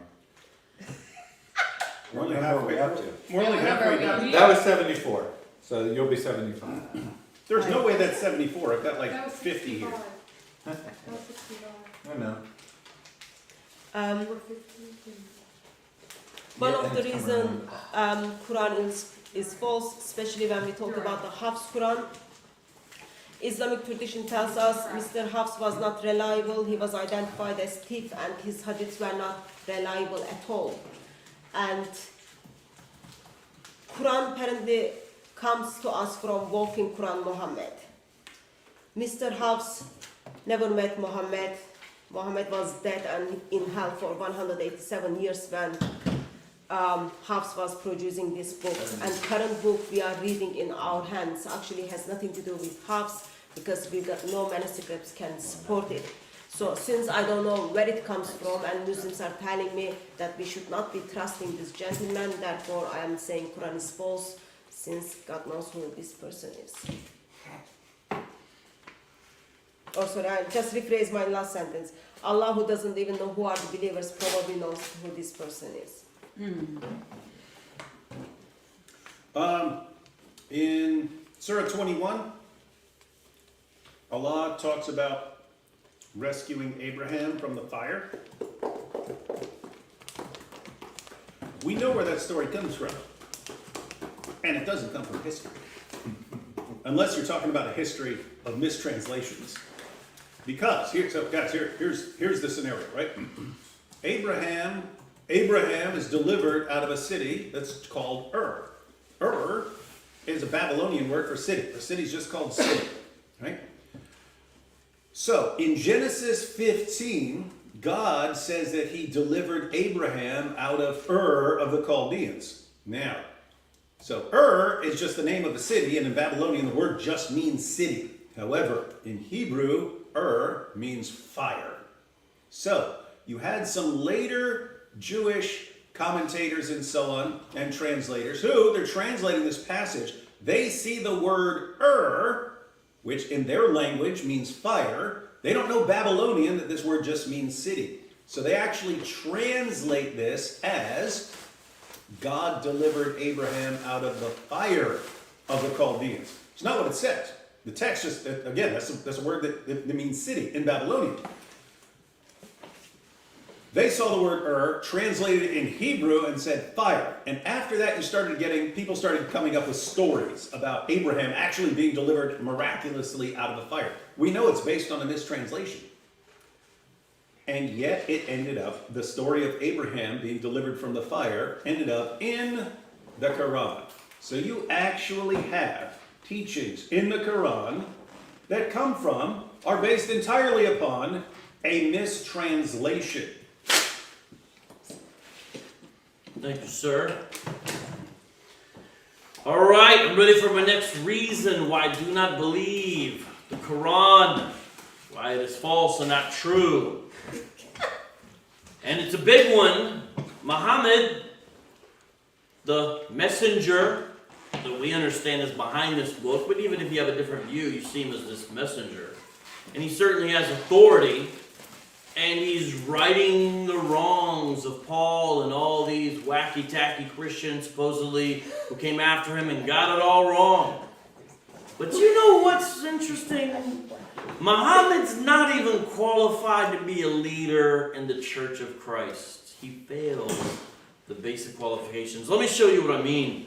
When the qualifications for an overseer, sometimes understood to be a bishop or a pastor or elder, essentially synonymous terms or offices, they're laid out. And I want you to read these and hear these and say, Muhammad, yes, no? This is from 1 Timothy chapter 3. Listen to this. It is a trustworthy saying. If any man aspires to the office of overseer, he desires a good work. An overseer then must be above reproach, the husband of one wife. Temperate, sensible, respectable, hospitable, able to teach, not addicted to wine or pugnacious, means you want to fight, but considerate, peaceable, free from the love of money. And then it goes on and talks about how he must lead his own household well. Then in verse 6 it picks up, it says he must not be a new convert, so that he will not become conceited and fall into the condemnation of the devil. He must have a good reputation with those outside the church, so that he will not fall into the reproach and the snare of the devil. Now my point by saying that is especially one particular thing, the husband of one wife. Now I think all those can be problematic, or a lot of those can be problematic in regards to Muhammad, saying he's not even qualified to be a leader of God's people, is the point of this. Especially the husband of one wife. He violates that one alone clearly. He is not even qualified by biblical standards to be a leader in any kind of official capacity for the people of God. And that's why I do not believe in the Quran. Thank you. Right. Bring it out. A quick break for some more super chats, and also David let me know he noticed that the fundraiser has been fully completed. So thank you guys very much for that. We really appreciate your help. I think that deserves a round of goats. 3, 2, 1. Hey, check this out. Dual wheel. Triple wheel. Say not 3, but maybe 3 screens? Don't say 3, just say 2 plus 3. Say not 30. Yeah. So we also have, let's see, so we have, trying to remember where I left off. Okay, so Celeria says, didn't realize this was going to happen today, but I'm glad to be able to catch it, at least for a while. Keep doing good work, everyone. God bless. Well, thank you. God bless you too. Normal's Overrated says, just a friendly reminder, International Apostasy Day is in 6 weeks from today, the 8/22. Imagine if we could inspire even a small percentage of the millions of secret apostates to rally together with others. That would be wonderful. But aren't all non-Muslims apostates? Yes. Well, yeah, they are. You're speaking yes. Which actually, that So would it's that'd be a good International reason. Yeah, Non-Muslim Day. We're all ex-Muslims according to that is true. So, Yusuf says, I need one of these goats. I'll feed her Quran every day, I promise. Well, feel free to come get one. We would love to have somebody to help feed them. Cheeky Cheeky says, God bless you guys. Or Cheeky Shaky, sorry, I always mispronounce that. Sir Dr. Whitemeat says, I haven't seen this many Turks in a church since they stole Hagia Sophia. Just kidding, love you all. Just for the clarification, we didn't stole it. We didn't stole it when She's trying to defend Turks, you see? I'm not Uh-oh. defending. Here we There is go. no need to defend. So AP would be here attacking Turks. That's right. Turks are evil. Don't ever trust Turks. we didn't steal it. So Uh-huh. when we moved into Istanbul, there were these kafir were living there. We simply asked them to stay or leave, and then give them another option. Whatever they took, of course, that land was simply like just made for us. They just left it for us. Muhammad prophesied okay. that the Muslims would control Constantinople. Yeah, just timing was wrong, but Yeah. Yeah. I mean, he predicted it much sooner, but you know. yeah. So there's no stealing. So because they put It all was of gift their to army's us. efforts into fulfilling that prophecy, it makes him a Yeah. true prophet. Yeah. Sadly, it turned to mosque now. They shared life. They Yeah, shared we life. shared life. That's the We way taught she them. words it. She shared Yeah. life. Islam comes along and shares life with you. And it says, hey, get down or lay down. I don't know if that's in the Quranic verses. But yeah, that's right. I think that is a sort of like it. Yeah. That is a sir liken to it. Yeah, Well- the challenge. Just come up with 100 more. What is it? Whatever it is. You know what? Tomorrow's going to end in the letter Y. Boom. Whatever day that is. I'm a prophet. Good. man. I'll let you. So normal is overrated says Arabic or Arabic? That's funny. Hey, on the conquest of Constantinople, funny little hadith here, Sunan Al-Adad 4294. The prophet said, "The flourishing state of Jerusalem will be when Yathrib, Medina, is in ruins." So Jerusalem's going to flourish when Medina is in ruins. The ruined state of Yathrib will be when the Great War comes. The outbreak of the Great War will be at the conquest of Constantinople. And the conquest of Constantinople when the Dajjal comes forth. So Constantinople is supposed to be conquered when the Dajjal comes. Oopsie! I didn't Wrong. miss that one. You don't need to be that jealous. No, I'm not. As I told you, like we just went there to share life and take over and What, you guys get did, rid of the lives. you guys did a good job. Turks always are great at everything. Take over That's stuff. why everyone wants to move to Turkey. And strangely, they did actually think they're bringing in the end of the world when they took Constantinople. But they didn't bother them when they come. Weird. Well, it kind of did. They thought it would happen like immediately, and then they were standing around like, So, now what? I was just Okay. joking. so have we still established that baklava is Greek? Hey.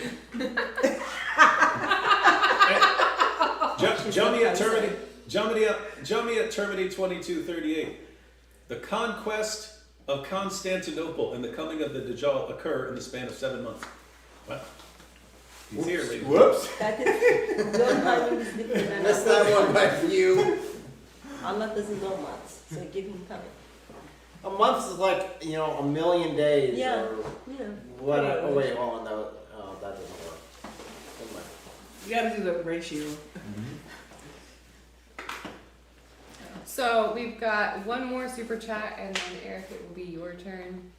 We have the last super chat is from Celeria that says Sahih al-Bukhari 4987 talks about the fact Uthman burned the Quran and made a single book in part because of the people of Syria and Iraq were killing each other over their use of different recitations.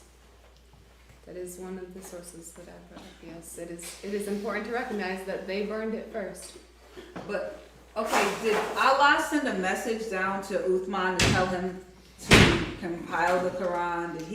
Did Jibril choke him out in a cave or maybe in a garage? Maybe, I don't know. There seemed to be some contentions even at the time saying, how could we do something that even Muhammad himself didn't do? So No, it's crazy. This came out in the live stream I did with Jai and Daughter of Christ, that just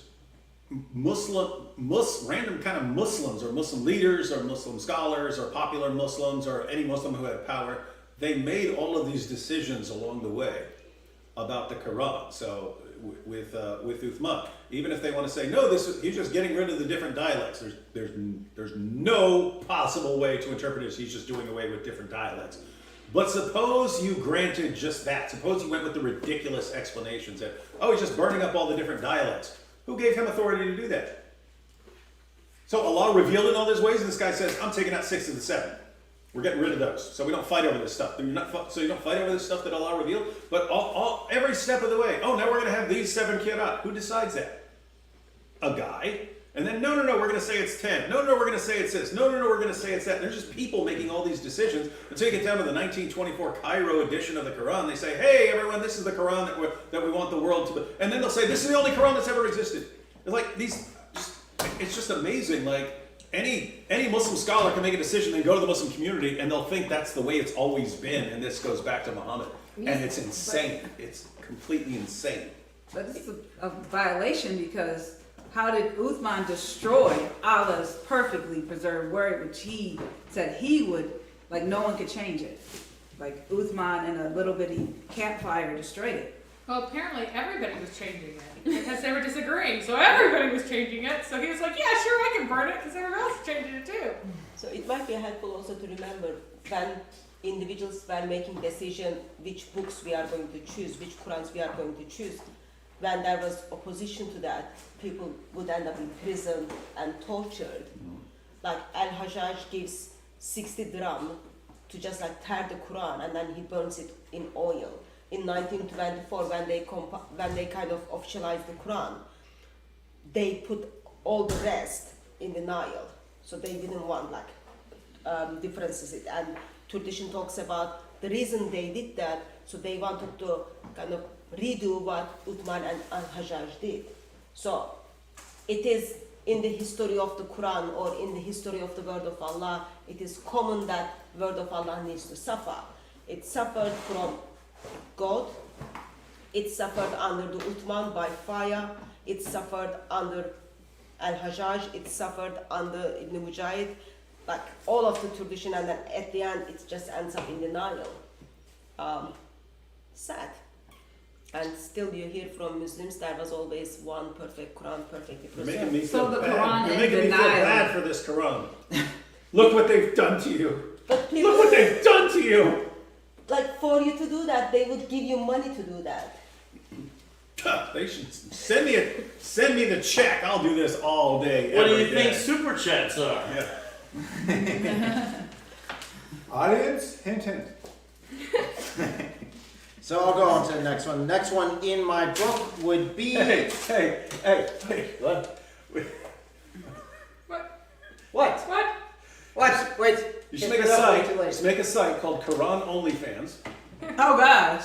and then it's just a video where people are sending in tokens and telling you what to do to the Quran. Burn it. Oh, okay, here we go. All right, do this. Okay. That could go. And wait, you gotta play that. Oh music. yeah. I mean, there are limits. You're not going to do anything. But Yeah, do a lot of you things. gotta play the music, I'm never gonna dance again.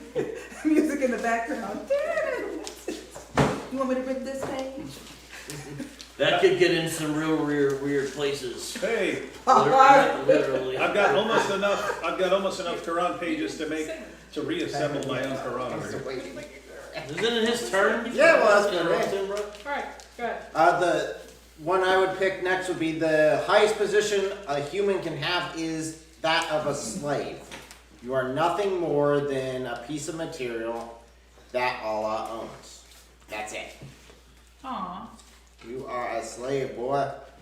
And since that contradicts what was revealed before, whenever it's supposed to confirm it, that would be disqualified. And that's why you're in the Is nine. that the totality of your reason? No, my reason is one of my favorites. I love this so much. So, Surah 81. It said, and there's this whole thing about the end of the world, right? And there's a description of it. And it says, when the savage beasts shall be mustered, when the sea shall be set boiling, when the souls shall be paired, like espoused in mated pairs, okay? And these 3 verses all relate to the flood of Noah.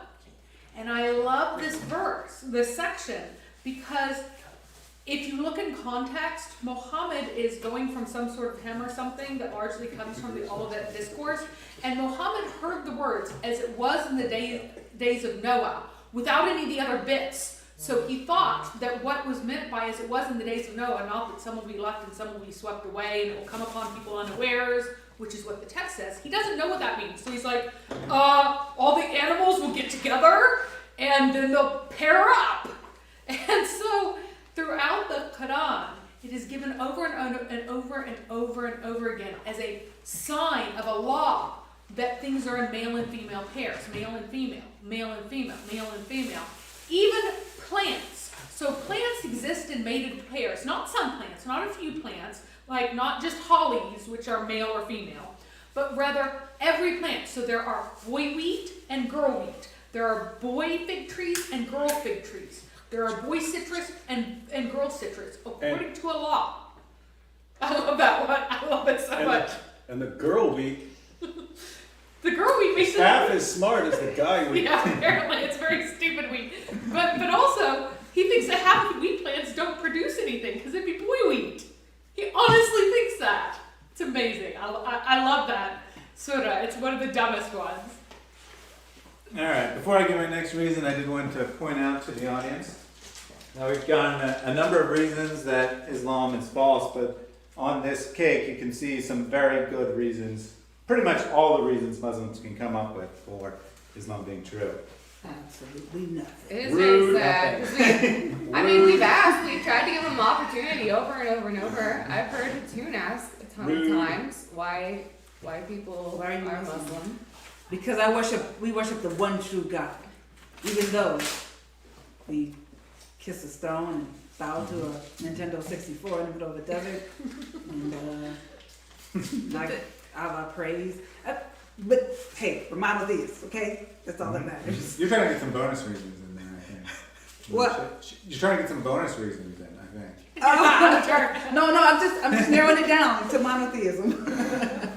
All right, so I realize we're coming towards the end. I only have a limited number of speaking chances left. There's so many things I want to cover. No, right? But It's hard. inspired by recent discussion of Constantinople and then Mary saying the end of the world and Noah's animals somehow being related, I want to talk about prophecy in Islam. When we ask what prophecies Muhammad came with, Muslims will tell us one of two things generally. I generally only ever hear two things. One is the actually ambiguous passage in the Quran, which is not written down until after the events take place. This is called prophecy ex eventual in scholarship, prophecy written after the fact, where of the victory of the Romans over the Persians. Problem though, that's supposed to be Allah's word, so how's it Muhammad's prophecy exactly? I don't know. Or they'll tell us about, we see it being fulfilled today. They're building large buildings in Saudi Arabia and whatnot. Comes from a hadith, not spoken by Muhammad, by the way, of some companions saying, we've made so much money in jihad that there is nothing left to do now, not in the future, now it's not a prophecy, except some people are wasting their money building tall buildings. These are the prophecies of Islam that Muslims point to. But there is one prophecy that you hear over and over and over again in the Quran and the Hadith. There's a reason Muhammad calls himself a warner in the Quran. That's his preferred title, what he gives himself over and over again. He is warning that the end is about to come. And he makes that clear. He points to a young boy and says, if this boy lives to an old age, he will see the end of the world. That narrows it down pretty clearly. But in case that wasn't clear enough, in another hadith he says it'll be within 100 years. I also said that it's related to the destruction of Constantinople and has not come. Interesting. Seems that the most important prophecy, the one that defined his prophethood, didn't come to be. Interesting. So have we really touched, I know I've been in and out a little bit, but nobody's really touched on, I mean, we've touched on like it confirming that which came before it, but have we gone into specifics about that at all? Dang, you stole mine. I mean, there's like a ton of them. Which one did you want? No, Give you me got a it, you verse. got it. Give me a Go ahead. verse. I got a bunch up. No, go ahead. So, okay. So, I hear all the time from Muslims that we can't rely on the gospel, we can't rely on the Torah. It's been changed, which obviously we've gone over and over and over how Allah says his words can't be changed, and yet all these ways they are either lost or forgotten or changed somehow. But what do we see when we look at the Quran, which granted has itself been changed? Well, sadly for Muslims, we see that you are especially to judge by the gospel and the Torah. In fact, in Surah 5:43-47, it says, whoever does not judge by what Allah has revealed, and specifically in the context of 5:43-47, that being the Torah and the gospel, they are defiantly disobedient and disbelievers. We also see when we look at other passages, sorry I had them up, but there's just so many that I'm scrolling through to try to find the best one. So Surah 285, for example, we see, and this is quite long, but if we look at part B, we see, so do you believe in part of the scripture and disbelieve in part? Then what is the recompense for those who do that? Among you, except disgrace in the worldly life, and on the day of resurrection, they will be sent back to the severest of punishment. And Allah is not unaware of what you do. So what happens if you disregard some of the scriptures that Allah claims to have revealed, such as the Torah and the Gospel?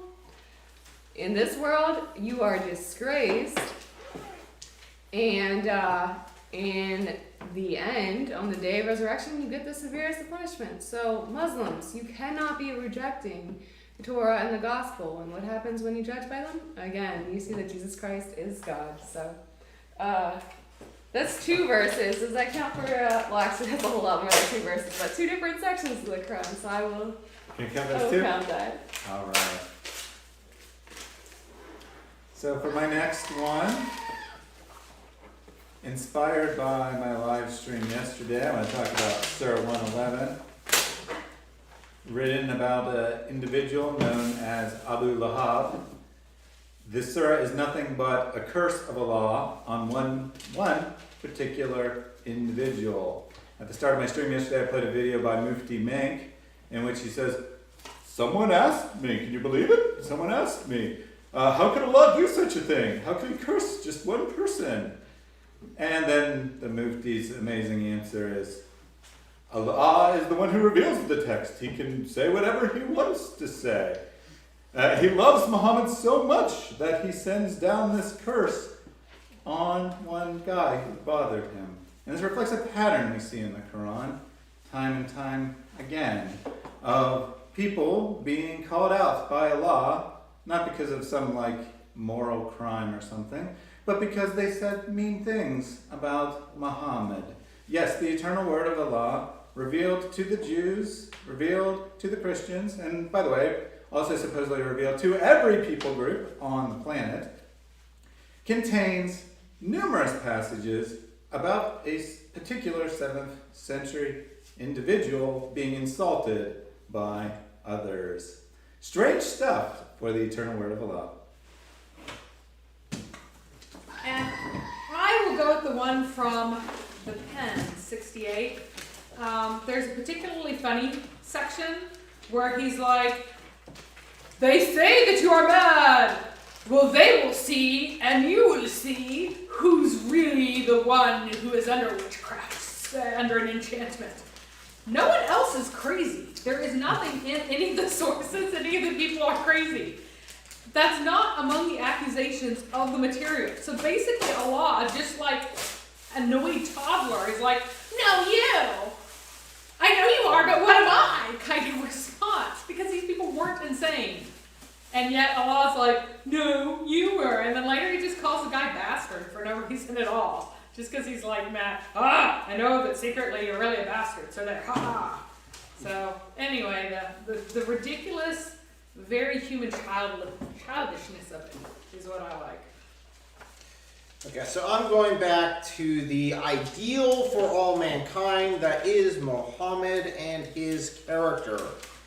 Remember, this is the man that every Muslim man wants to be like, including what foot he needs to step in the bathroom with. So, when we look at his character, we find out that he is a slave trader, that he's a white man, which is very clear. And he owned, bought, and traded black slaves, and the header is very clear that they consider this trading animals for animals of unequal value or quantity. So that would be Sunan Nasai. Let's see. Yep, 46:21, and then we see in provisions of the afterlife, pages 30 and 31, that he had quite a few slaves. So just to clarify, which of those animals were the least valuable? That's a good question, considering he was trading 2 black slaves for 1 Arab slave. So there you go. Who is the more valuable? 2 for 1 deal. It's 2 for 1 deal, and he didn't have to do it. That was his starting price. Is what he offered to begin with. All ready? Ready? All right. An interesting thing about the Quran's message is that its teaching parallels something that is called the Colossian heresy, or the heresy at Colossae. So when you read the book of Colossians, there's some kind of syncretist teaching that's going on there that New Testament scholars have called the heresy at Colossae, or the Colossian heresy. It entails different elements from different sources. It appears to be sort of a collage or montage of greatest hits of error. And it's interesting that some of these things parallel things that you find in the Quran. And so yet another reason I don't believe the Quran's teaching is that it's condemned with the condemnation of the Colossian heresy. Let me read to you Colossians chapter 1, starting in verse, let me read to you Colossians chapter 2, starting in verse 16. Therefore, let no one pass judgment on you in questions of food and drink, number 1, or with regard to a festival. You can think of lots of festivals that could include. Or a new moon. Whoa. Interesting. Uh-oh. Or a Sabbath. These are a shadow of the things to come. But the substance belongs to Christ. And during the time of Muhammad, Christ had already come. Let no one disqualify you, insisting on asceticism.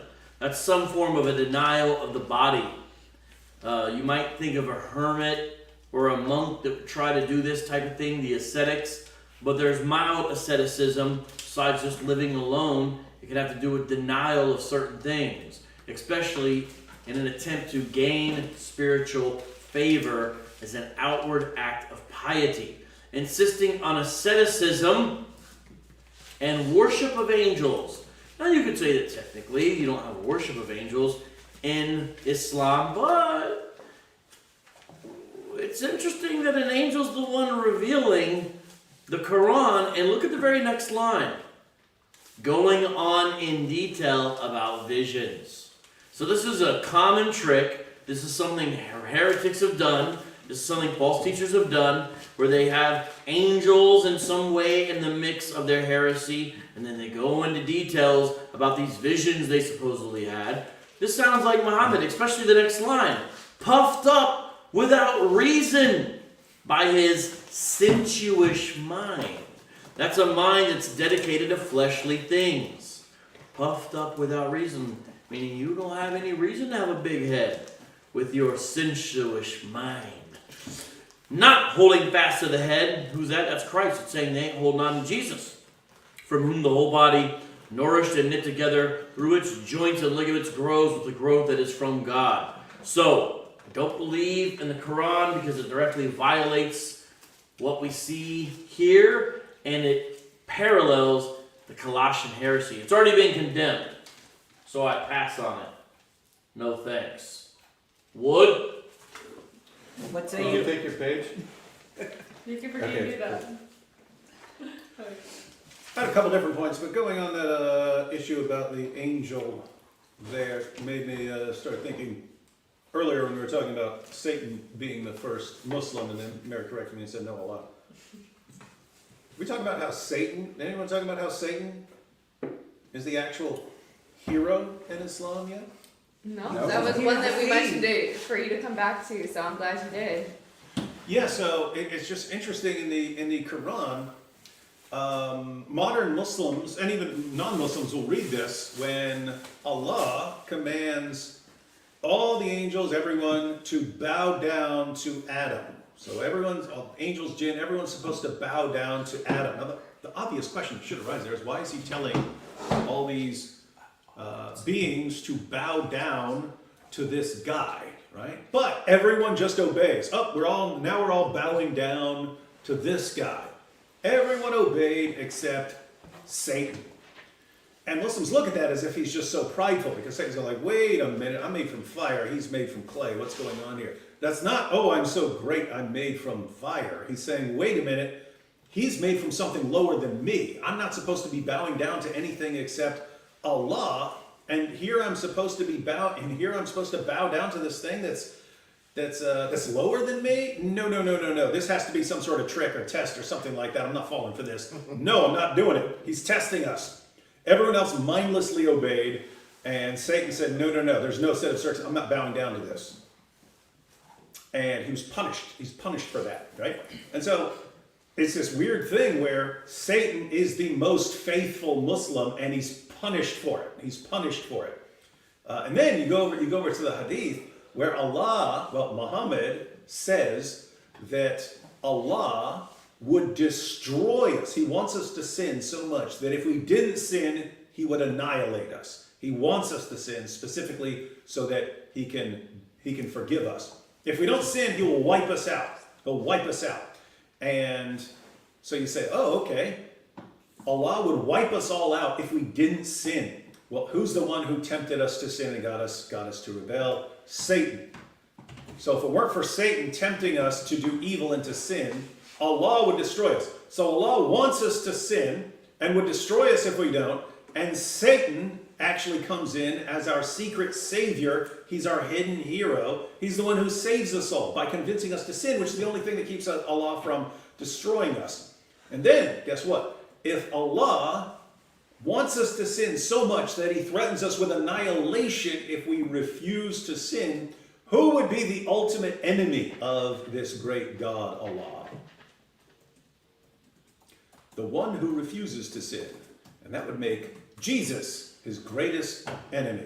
Guys, I've said it 1 trillion times. This theology of, oh, we just submit to God may sound great to you on a surface level. You dig a little deeper, all you find is demonic blasphemy.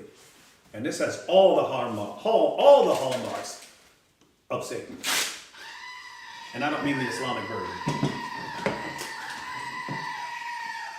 So we've got a troublemaker in the chat, but they do want to help out. So Chicken Grease says, while you're here, hit the like, comment, share, and subscribe with the notification bell. We thank you guys all for being here. We're still going, enjoying this party together, but yeah, definitely if you're liking this, hit the thumbs up, comment, share, and subscribe for more. We need to have a game show where these are the buzzers. That would be funny. Like a trivia show. Yeah, Yeah. who buzzed in first? How many do I do? Yeah, buzzer, go smack, smack. How many? Oh, dang, that's hard. We have more people asking about how to buy the goat. I'm not available.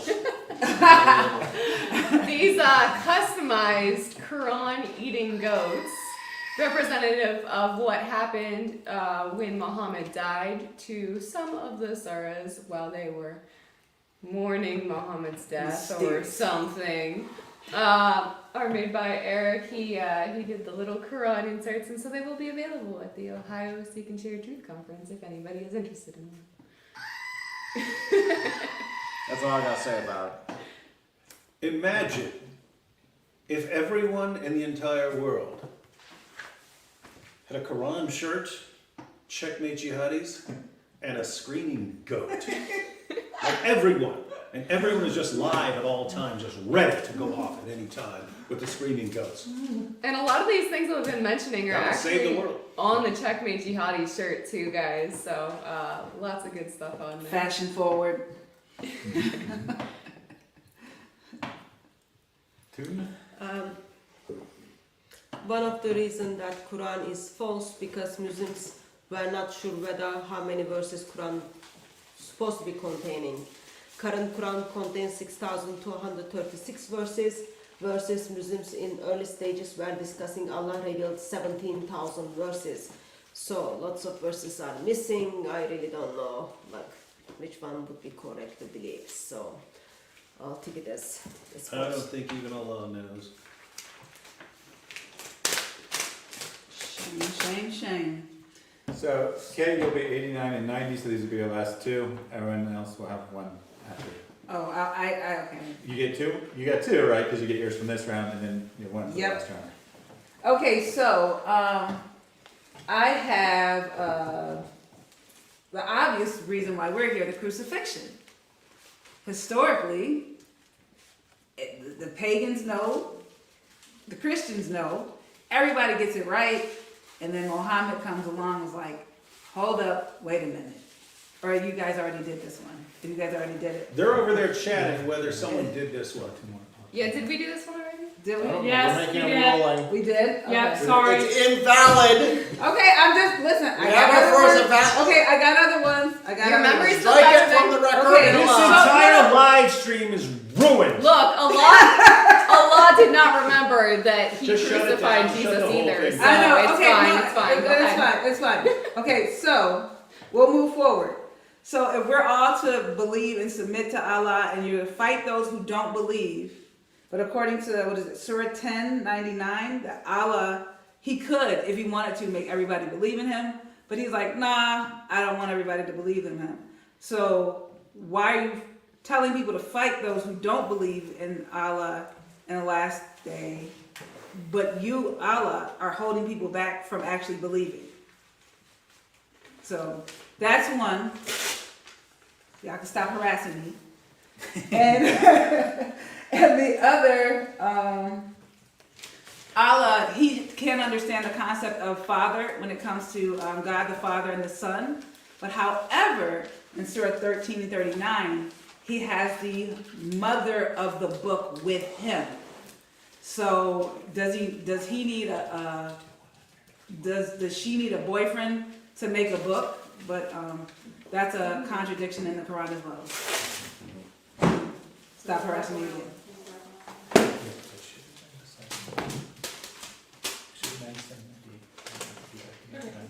Another reason Quran is false because of the order of halal marriage. So, as I expressed, that Quran comes to confirm the Bible. Over and over expresses that actually Quran is in love with the teachings of the Bible.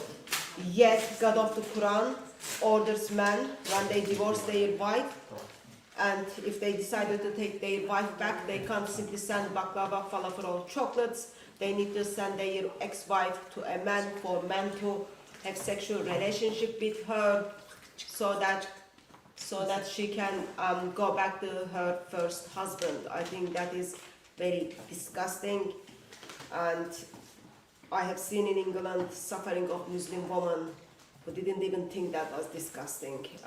It's been very much practiced. So this level of prostitution and putting the woman under the bandage of slavery to men until they pay the money to men for men to divorce him, it's like ugly and wrong and goes against the Bible. Therefore, it is false book. Yeah. Let's take a clap. Let's take a hand clap. It's like a poetry thing. Like, go faster. No, that's not what No, it doesn't mean that. it's a snap poetry thing. To sing it down. He was there. Instead of clapping. Instead of, because you're too cool to clap. Instead of clapping, Yeah, yeah. instead. Because you were one hand. Earlier, I mentioned the 7 heavens and the 7 earths. Interesting fact about the 7 heavens. One, no Muslim can figure out what these things mean. But if you go to the Muslim sources, the seven heavens are actually these seven solid domes that are sort of up on top of each other. And they're solid, and they would fall on us if Allah didn't hold them up. So whatever that heaven is, it would actually fall on you if Allah weren't holding it from falling on you. Don't take my word for it. Surah 22, verse 65. Do you not see that Allah has made subservient to you whatever is in the earth and the ships running in the sea by His command? And He withholds the heaven from falling on the earth, except with His permission. Most surely Allah is compassionate, merciful to men. Allah holds the heaven up so that it doesn't fall on the earth. And we find something similar in Surah 34, verse 9. See they not what is before them and behind them of the sky and the earth? If we wished, we could cause the earth to swallow them up, or cause a piece of the sky to fall on them. So He holds the entire dome up, but He could allow one big chunk of it to fall on us, but He's merciful, so He holds it up for us. And Muslims, do you think that's an accurate representation of what the heaven is? Is he using his I cold don't. hands? What's that? Is he using his cold hands to hold the heavens, or is it under his throne? Yes. Yes. He's doing this. Like I'm holding something underneath my chair. So that But he's doing under this his forever. throne is like quite busy.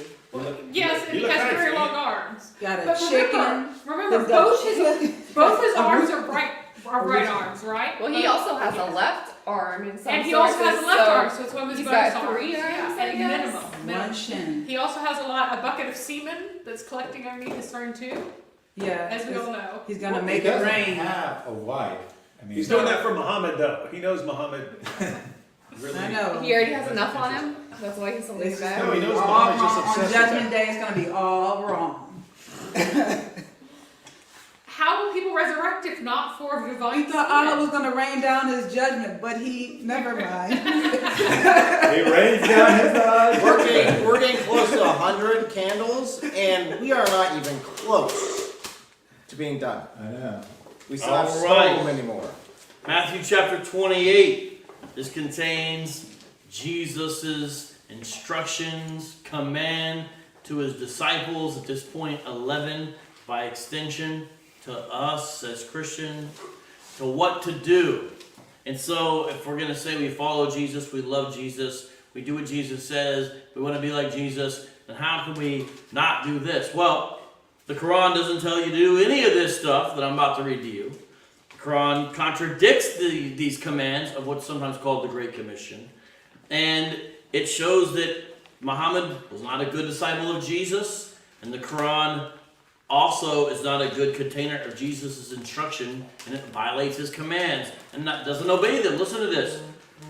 Now the 11 disciples went to Galilee, to the mountain to which Jesus had directed them. When they saw Him, they worshipped Him. Uh-oh, that's just a side note. It wasn't even going there as the main one, but it's important to see that Jesus received worship, but some doubted, the text says. And Jesus came and said to them, all authority in heaven and earth has been given to me. Could Muhammad say something like that? Could King David say something like that? Nah, only Jesus. Go therefore, so authority, now command, ask yourself, is this done in the pages of the Quran? Is this done by the followers of Muhammad? Is this done by adherents to Islam? Is any of this done by them? Go therefore and make disciples of all nations. Notice it doesn't say make carcasses of all nations. It says make disciples of all nations. Baptizing them in the name of the Father and of the Son and of the Holy Spirit. So this triune baptism is what we're supposed to do. It's what we're told to do. Obviously, what happens, you'll hear Muslims say this part was corrupted or added later or something like that. But where's the evidence for that? This is not textual variant. Teaching them to observe all that I have commanded you. Behold, I am with you always to the end of the age. And don't believe in the Quran because it does not adhere to Jesus' final marching orders. Thank you very much. Almost with the page Bring it out. That's right. He almost snatched a page out of the Bible. You hear that? Oh! Or the goat stopped me.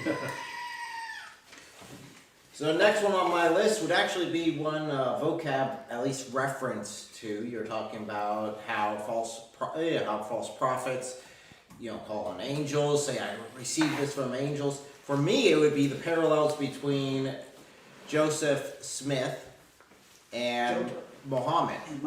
And lo and behold, Joseph Smith goes into the woods, gets met by an angel. Oh, Muhammad goes into a cave, gets met by an angel. The angel gives Joseph Smith special revelations in the form of a type of book or tablets, golden tablets. Muhammad gets the revelations from Allah, which is eventually turned into the Quran. Joseph Smith gets special sexual privileges with his followers. Muhammad gets special sexual privileges with his followers. It seems that in both cases, their respected gods were there to fulfill their every desire. The issue is there are so many parallels between them, it is stunning.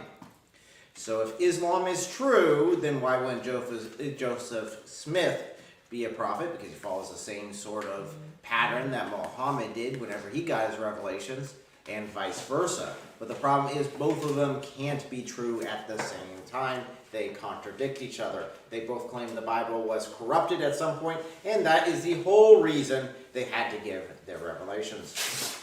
Don't forget, they both have a 9/11, 1857 Oh yeah. and 2001. Well, I have to disagree with you because Muhammad never thought that And they the like little previous girls. scripture both was of them. corrupted. Never said it. Well, the Muslims claim The it, Muslims so claimed now- it later, but Muhammad believed Muslims it are in copying its Mormons. entirety.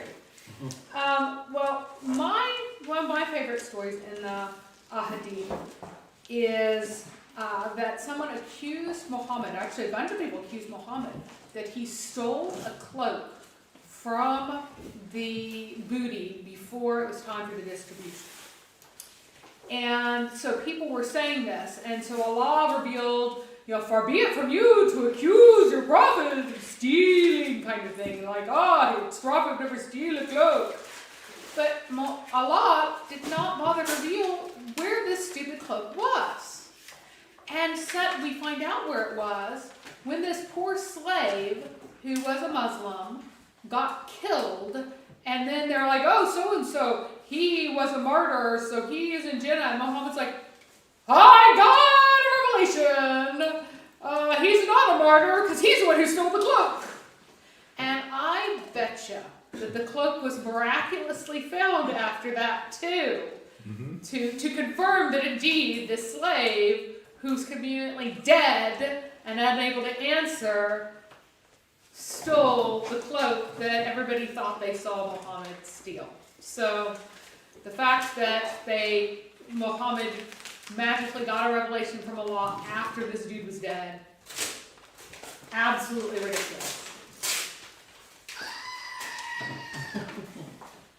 All right, we're very nearly at the end. I picked the right seat. I get one more after this. This is my second to last one. Heard me mention earlier that the Quran gives 3 tests for itself. The first one we discussed anyway, not necessarily first revealed. I don't know the word of revelation offhand, but the first one we discussed was not containing much contradiction. This one, it's at least a necessary condition. One could argue that the Word of God would have to be free of contradiction, but it's certainly not sufficient. The second, the Celebratory challenge, Muslims do go to sometimes. Every once in a while you make a contradiction thing. Sometimes you hear sort of like it. It's supposed to be a symbol of pride, but it's totally idiotic. It's totally idiotic, as has been demonstrated. But in comparison, to the third reason, both of those seem downright genius. Because the third test the Quran gives of itself, you've probably never heard any Muslim, or probably anyone else unless you heard David Wood say it, because it is so stupid that people wouldn't even understand it to be a test. The Quran establishes the principle that you should believe Islam is the truth because Muhammad supports you, Jews and Christians. He supports your religion, therefore his religion is also true. What a amazing principle. So all I have to do is say I support you, and then you have, of course he doesn't actually support our doctrine, but just say he supports us. Therefore he must be telling the truth about everything, because he agreed with us about something on paper. So that is my second to last reason. Oh my goodness. I think that one of the, Wow. I think that You're late. Right on the time. rest of Right our on reasons time. have just showed up. Right on time when we're in the 90s already. So I will give. Everybody What in is this that? place. I know. Are you guys willing to do bonus ones and let the last two go to our latest guests, or do you want to do it and let them do the bonus ones since they're late? I think they should do the bonus, since they're probably going to have to try a couple times to get something nailed. Yeah. Okay. So mine is a two-parter. So when we look at Quran Surah 7, Ayah 178, we see whoever Allah guides, he is the rightly guided, and whoever he sends astray, it is those who are the losers. So according to the Quran, it's not up to us whether we choose to accept the gift of Allah, whatever that would be, because that's not even an Islamic thing. But it's up to him. And yet we also see that Allah does not love the disbelievers, which is very strange considering he's the one who decides who the disbelievers are. So yeah, we see that in Surah 3:32. Verily, Allah does not love the unbelievers. So that's part one, but part two would be that Allah really is not love at all. In fact, we see over and over that Allah only loves those who follow him, except no one can truly follow him. In fact, he makes it impossible to be a true Muslim, because if you follow Muhammad, you can't be a true Muslim. If you don't follow Muhammad, you can't be a true Muslim. The standards are all over the place, and it's rigged against you. Allah does love those who rely upon him, but again, it's all up to him. He loves the God-fearing, but again, it's all up to him.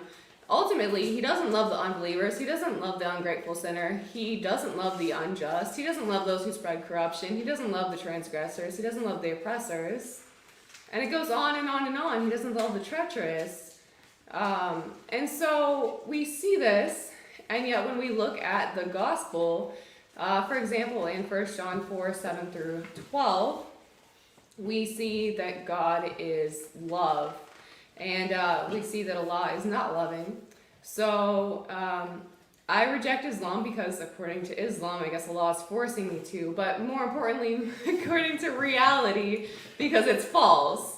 And also I reject Islam because I know that God is love and Allah is not. So those are my final two. So I have a question for you on that, Elle. Does Allah love the proud? Nope. And we're proud of that. It's still one of my favorite short videos by you, David. Which one?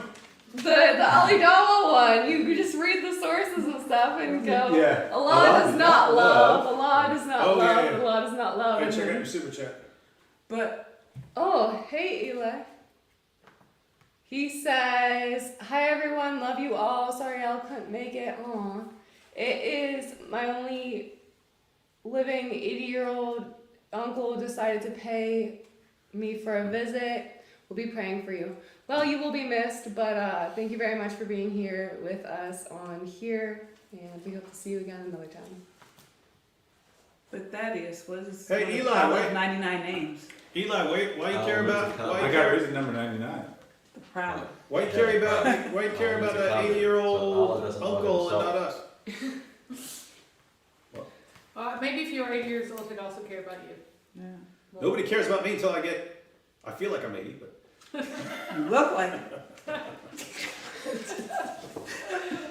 All right, so I got reason number 99. Looking at this Quran, it seems to be in What? pretty poor shape. I got like 50 more. I know, right?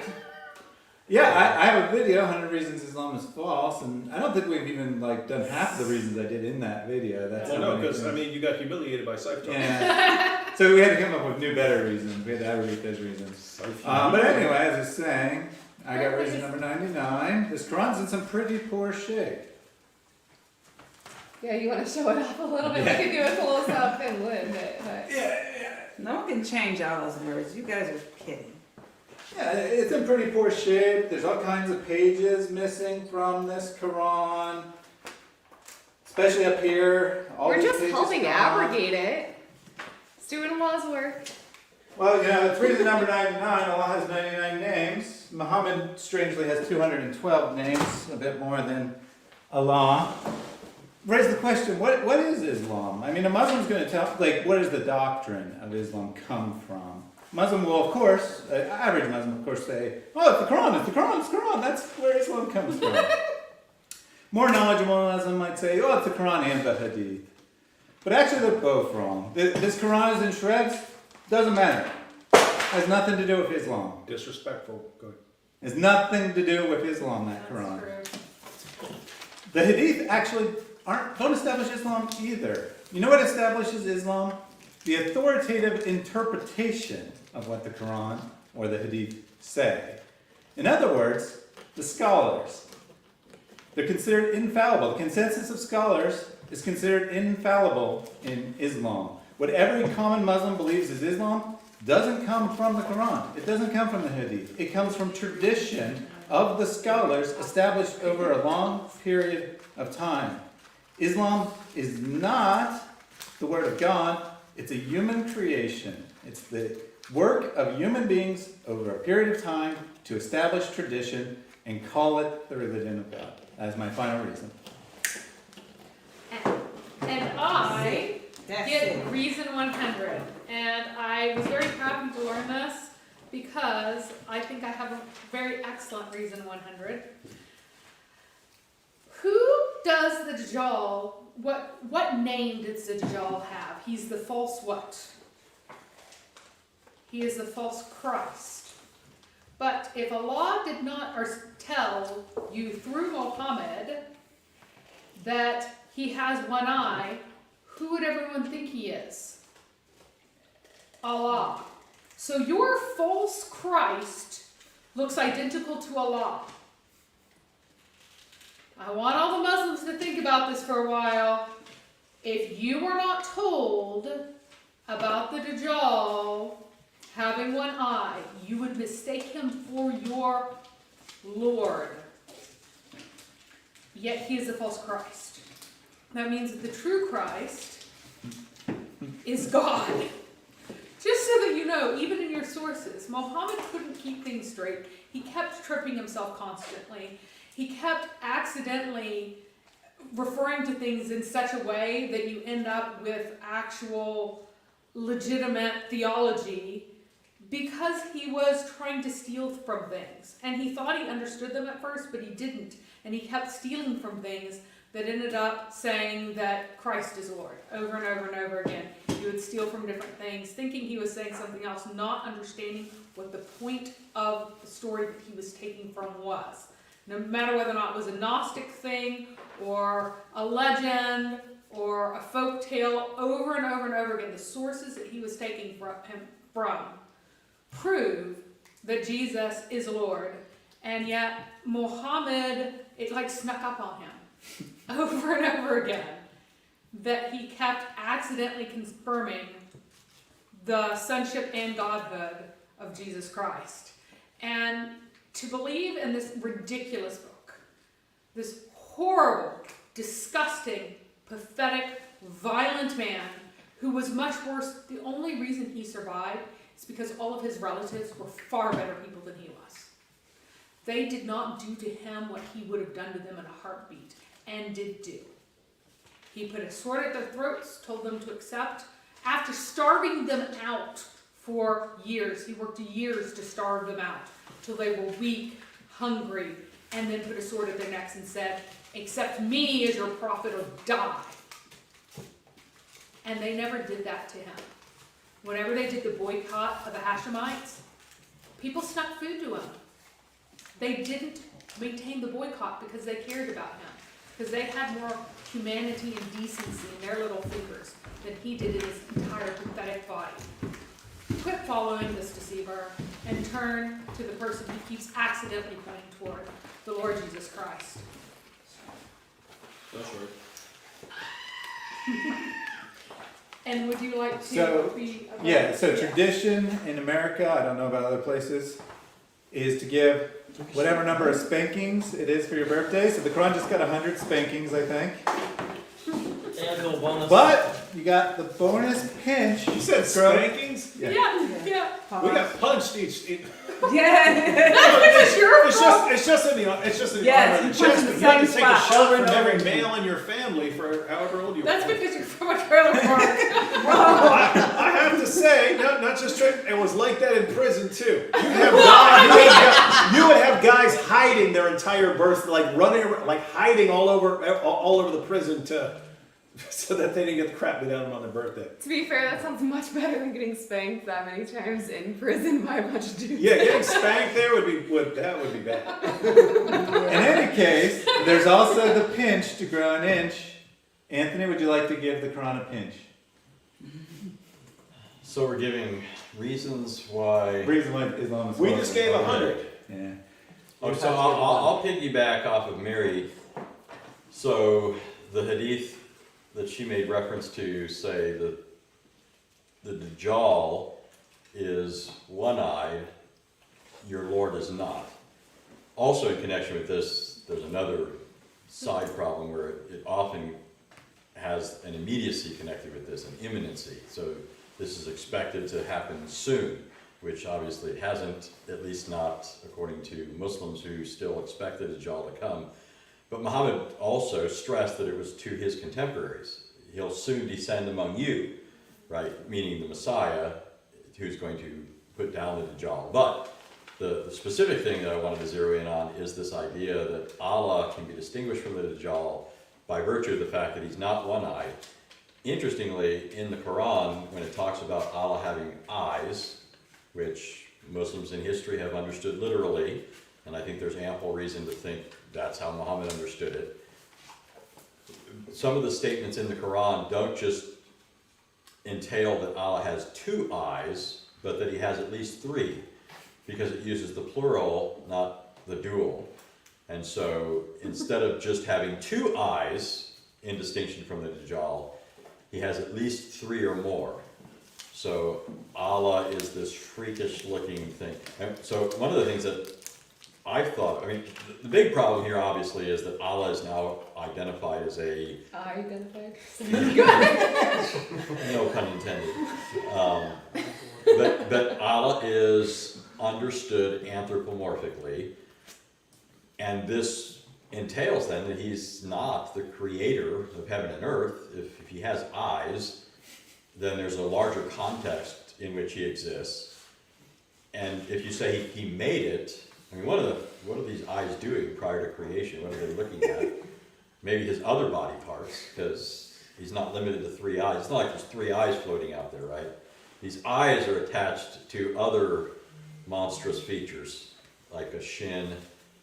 And Muslims are very strict here, right? So they don't infer like we might. If it mentions a shin, then he has two, because most of us would assume he's proportionate, right? So if there's one shin mentioned, then you can assume there's another one. But that's not how Muslims reason. Nope. You can't assert anything for Allah that wasn't asserted for him by himself or his messenger. So the mention of only one shin means you can only affirm one shin. So you don't have anything explicitly saying that this shin is connected to a knee or the rest of the leg. But he's got feet. And by the way, before you say, how do you know there's 2 feet? Because there are hadith that talk about him putting his foot on hell and saying, no more, right? He fills up hell with his foot so that it's full. But Muslims say because the sources make reference to the kursi, the footstool, it's the place for the feet. So since it's the place for the feet, then Allah must have at least 2 feet. So he does have 2 feet, but that means 2 feet, 1 shin. But there's nothing explicit saying that the shin is connected to the feet, right? And nothing explicit explaining the relationship of all these anatomical features. So when you start trying to put together 1 shin, a couple of feet, 3 eyes, a face, you can't assume that they all belong in it's like a Mr. Potato Head. You could put the pieces in different places, right? You don't have to put them where you could naturally assume. Hey, So- you should make a Mr. Potato Head of all, but only the parts that declare, that the Muslim sources declare Allah has, and then show people by arranging them differently. Yeah, and it reminds me, so, because one question that would come up is it even right to assume a potato head is sort of the central thing that these things are connected to? Where do we get that? Well, there are some things, but remember, Ibn Khuzaimah, he's actually one of the famous Hadith scholars in the history of Islam. Not a lot of people know about him, but he was a major collector of Hadith, and he was a thoroughgoing anthropomorphist, and he said, if we don't believe that Allah has eyes and hands and faiths and so forth, then what we're worshiping is a watermelon, right? So this is his idea. That's the whole free Palestine movement right now. Is it? Yeah, the watermelon is their symbol. Wow. You see? That makes Yeah, it is. sense. I was wondering what the deal with that is. Why is that a what? Why is that a thing? Do you know? Because it's I easy thought to it was just the shuffle. colors. I thought it was Wait. just the colors, because it's Oh, green 'cause and it's red green, and red, black and seeds. okay. The watermelon? Sure about that? Okay. Well, so here was his reasoning. So in Surah 7, 195, it ridicules the pagan idols for having feet but not being able to walk, eyes but not being able to see. But the way it states it, it's almost like it's trying to say what the Bible says when it ridicules idolatry, but it states it in a way that entails if Allah doesn't have eyes, then he can't see. If he doesn't have feet, then he can't walk, kind of thing. And so this is the reasoning of Ibn Khuzaimah. So he has to have these appendages. So the assumption is that there's this central connecting hub, I guess, to which all these things attach. And if you don't assign to him these things, then he's just this amorphous blob. So that's the given. And then the Quran adds all these things to him. So he's either a watermelon or he's got all these appendages. Either one strikes me as a good reason to reject Islam.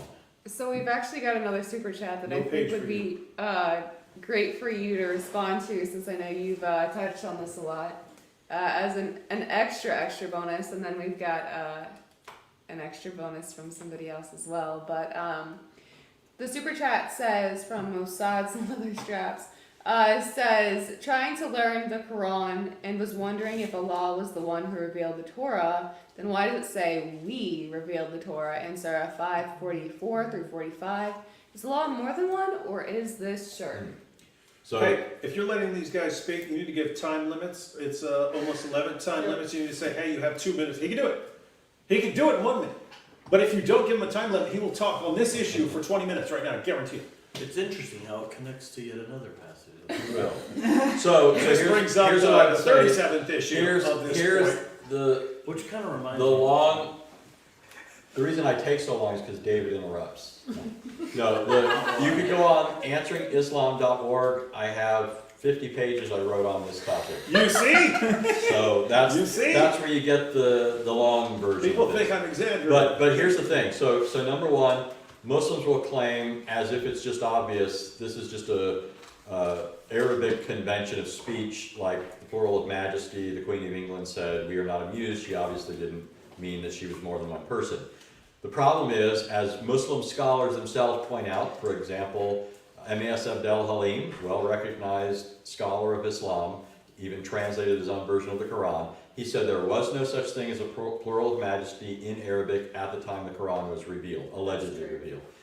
Number two, if you look in the Sirah, when the Christians of Najran went up to ask Muhammad about his purported revelations, which they heard from people that he was sending down to them, one of the things they asked him about was, if Allah's only one, why does he say we created, we decreed, we send down? And notice this, these are, though Christians, they're Arabs. They know the Arabic language, right? They were 7th century Arabs. They don't say, oh yeah, plural of majesty, that's obvious. They're questioning him. They think this makes no sense. Number 3, the same Syrian literature says that Muhammad did not give them an answer. They had other questions too. He didn't give them an answer until the next day. What was Allah's grand answer? Well, supposedly he sent down the first 80 verses of Surah 3, Surah Al-Imran, and the only thing that even remotely touches on this is verse 7, which is a whole bundle of problems in itself, where Allah says there are some things in His marvelous book that only He understands. Anybody that tries to understand them has a diseased heart and is pursuing fitna. So if you try to understand these things that Allah told you in the Quran on pain of death, then you've got a diseased heart. So Allah doesn't give an answer on the I rest. have a pretty likely answer, actually. I think that the Jews. If you want me to keep going, that's what I give in the articles, is where he picks it up from the recitations he would hear from Jews and Christians where reciting scripture, God does speak in the plurals. I think that the Jews just challenged him. Oh, but here, God speaks in the plural. Why is that? He answered, well, God just sometimes does that. And then started inserting it at that point, because the early ayat do not have the we. It's the stuff that's inserted later that we begins. So at the beginning, he's an I and a he, but he's never a we. He's never a they, but he doesn't become a we until later things get put in. Is he ever a Zer? He probably would be if somebody had asked at that time, but nobody thought to ask. Huh. Strange. Well, we do know he has gonads. That's a whole other topic. Yeah, Allah's womb. The He has a womb too, so the you womb know. reached it. Now you got to do the Hadith right. The Hadith says that this primordial womb Grab. once reached up and grabbed Allah, and the Hadith says stop it. But you got to imagine the scenario. The womb is reaching up and grabbing Allah where it counts. So Allah literally had to say, "Stop it." Like, that's how you properly express that. So I'm not sure if our extra bonus guest wants to remain as much of a mystery as why the Quran does what it does, but what is your favorite reason why the Quran is to be rejected and Islam is to be rejected? One second on this pronouns thing. It might be a good. It might be a good little tweet. Just say what are Allah's preferred pronouns, and just have the verses with the different pronouns. Sorry. What's the question again? Alright, so what's your favorite reason to reject the Quran and Islam? Because we're celebrating the imperfect preservation of the Quran. We have some lovely cakes that we'll go over here in a minute and stick our candles in them and close out. But since you're up, we'd love to hear your favorite reason. We've all been giving 100 reasons plus some bonus ones. Well, I don't know if I have a favorite reason, but I have no reason to have it be acceptable. Muslims have never given me a valid, credible reason to accept Islam as something revealed by our What Creator. about the shin? No, What about the mole on Muhammad's back? no. In fact, with the mole, Muhammad there's a hadith where there was a medical doctor that offered to remove the mole from Muhammad's back, and he refused. He said, Remove "You are the just a seal of physician, prophethood? but Allah is he says, you're just a scientist, but Allah is the physician." And so he kept his pet mole. 72 Hories. I think that's the perfect reason to end it with, actually, that there's no reason to believe in Islam. But one thing, so one of my favorite stories on the mole is the guy, I can't remember his name, he heard about the mole that proved Muhammad's prophethood. And so at one point he's giving Muhammad like this massage or something, and the way the Hadith describes it is like he let his hands wander right away from where he was massaging to where he could find the mole. And then he describes it as having hairs and so forth. But the picture painted is of this man. Was that Dia Al-Khalidi? Stop it. Pretty suggestive.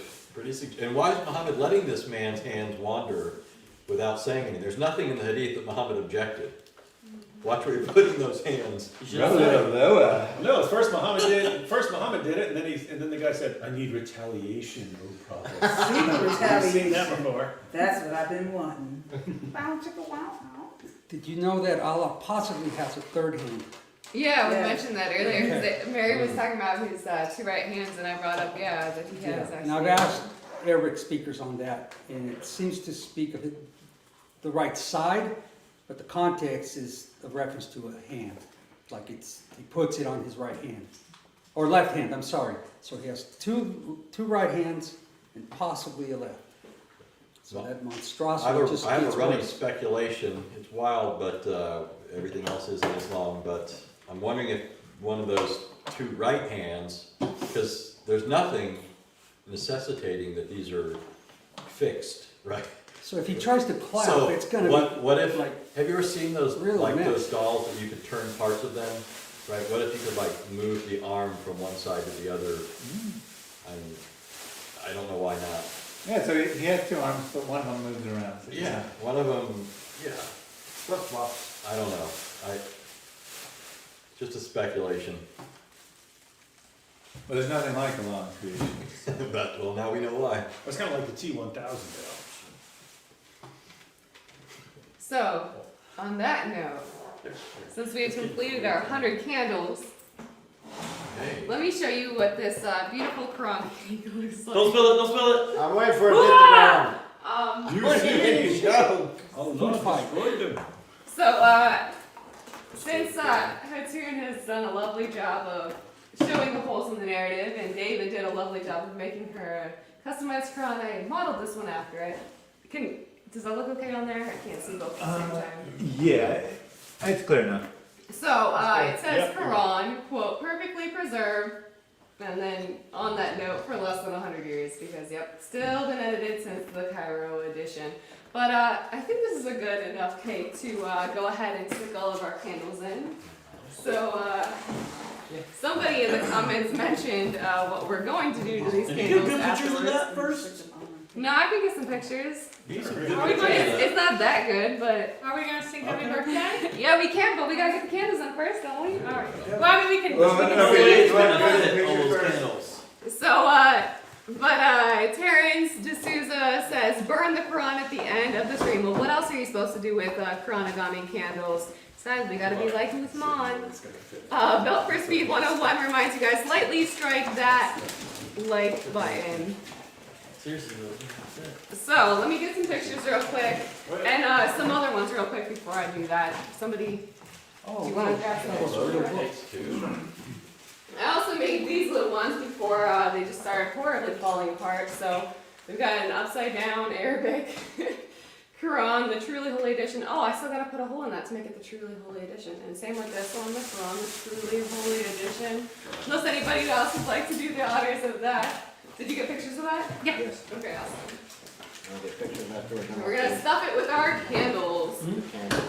Anybody wanna put holes in the cakes? Okay, look how they're doing. Holes in the Quran, anybody? They're not doing it like regular birthday candles. Okay. Stick them all in that giant. Actually, let me come There we go. And this cake just like fell apart. Not as bad as the Quran. It's messy too, but not quite as messy as the Quran. But it tried. It really tried. So just making our nice little mouse. And a cool thing about the mouse ears too is in Islam, the mouse is seen as a little corrupter. But when we play word games, like they tried to with Song of Solomon and Mahmoudin and all that jazz, we could do the same and say that Allah is a mouse, Allahu Akbar. So Allah is the corrupter, the ultimate corrupter, not Can just you a little explain corrupter. why Akbar, why you're saying he's a mouse? Go for it. Oh, I thought you were. Go ahead. Well, in Hebrew, Akbar it means mouse. Hey, it's funny. That's still the case. 'Cause when I saw that years ago, I just assumed it was like ancient Hebrew, and that No. like it'd be different today. And then we asked them in the chat one day, because the Jews in the chat were pointing it out, and I was like, wait, you guys still? That's exactly what So- we hear. That's exactly what we hear when they say Allahu Akbar. You know it doesn't say Allah kabir. It says akbar, not the biggest, the greatest, but bigger. Allahu Akbar. Because, yeah, Allahu Akbar, but it's not Allahu al-Kabir. It's just bigger. Right. So it's a comparative, it's not the superlative. I found out in ancient inscriptions, and then there are like sayings of like what people were chanting about their gods at various times, even in the Islamic sources, that in fact it was Allah who was called great. Not the greatest, but great. So what they were shouting whenever they said Allah was greater, He's greater than a lot. Because the old chant that was recorded even like in very ancient times, that Allah is great, and Allah is greater than a lot, which is hilarious. We've also got this final page. We had some David was posing in color. things. I was about to text It's a little hard to see, but this is a Quran eating joke. So The walking Quran. Oh, you can do it inside. All right, we got them all. You guys should be That looks like a on woman. candles. Yep. If I can see. Oh, yeah. let me see. I'm gonna actually flip this around so I can try to see and just walk in front of it. Hey, check this out, check this out, check this out. Do the honors of lighting. We have, All right, hold on. This is cool, this is All right, cool. all right. That's fine. Your influence. This is me before I got this Quran shirt. This is me Whoa. now. actually we have to get a few more because the children who are the back of the class children did not do all of their homework. What, they didn't do their homework? They did not do their I homework. got one, They Mary. didn't do their homework. Did There's mine one get that put in? you Because I can forgot to put mine in. Sorry, Katie. I think these are all Hopefully they made in. it. Yep, mine made it. Anybody else? That- made it? this was the other page. Any other Quranigami candles? She's got a couple. You got all the ones I made. Yeah, I liked your and I had to get stuffing two that more goes because- like That this. seems like all of them. Put that thing on, David. You'll be like the Statue of Liberty on your head. So let me see. You need to throw those at people, at demons, those stars. I'm scared to trip it up too far, That's good. but I'm trying to show off the Quran-ness of it. But yeah, we could get this on photo for better for people, but. Make sure you don't drop it. Don't drop it. It's getting really vertical. It's getting really vertical. All right. So, we might need some help getting these to light all properly at the same time. 100 candles is a lot. They're paper. We're not So, doing it. Yeah, we're not doing it in here, but we do have some help. So, stay tuned to find out more about what happens with this. But yeah, something probably along the lines of Uthman, just to celebrate Islamically. And we need to prep ahead of time. They won't burn for very long. Anybody who wants to have it. So, I think we're gonna close out the live stream portion of this. Someone's just turning off the lights on. Yeah, like you're done, you're done. It's a sign! It's a gin, make up the lights. So, if anybody wants to say any final goodbyes, I think we're gonna tune out of here, and we will catch you later. Thanks for watching, everyone. More to come. Well, we're gonna set that. Thank you guys all so much for being here, and God bless you. Oh, we have one more super chat. Okay, one more super chat. So anyway, says, I just laughed, literally belly laughed when I saw that Mickey Mouse hole in the narrative cut out of Big Crunk Cake. Hilarious. Yes, thank you to all who have contributed to that. So, bye for now, and hopefully we might even see you tomorrow. God bless. Here, get him on. Stay away from Islam. Since he's not here to say it. Well, we're gonna roast that. Jesus Christ is Lord. Over the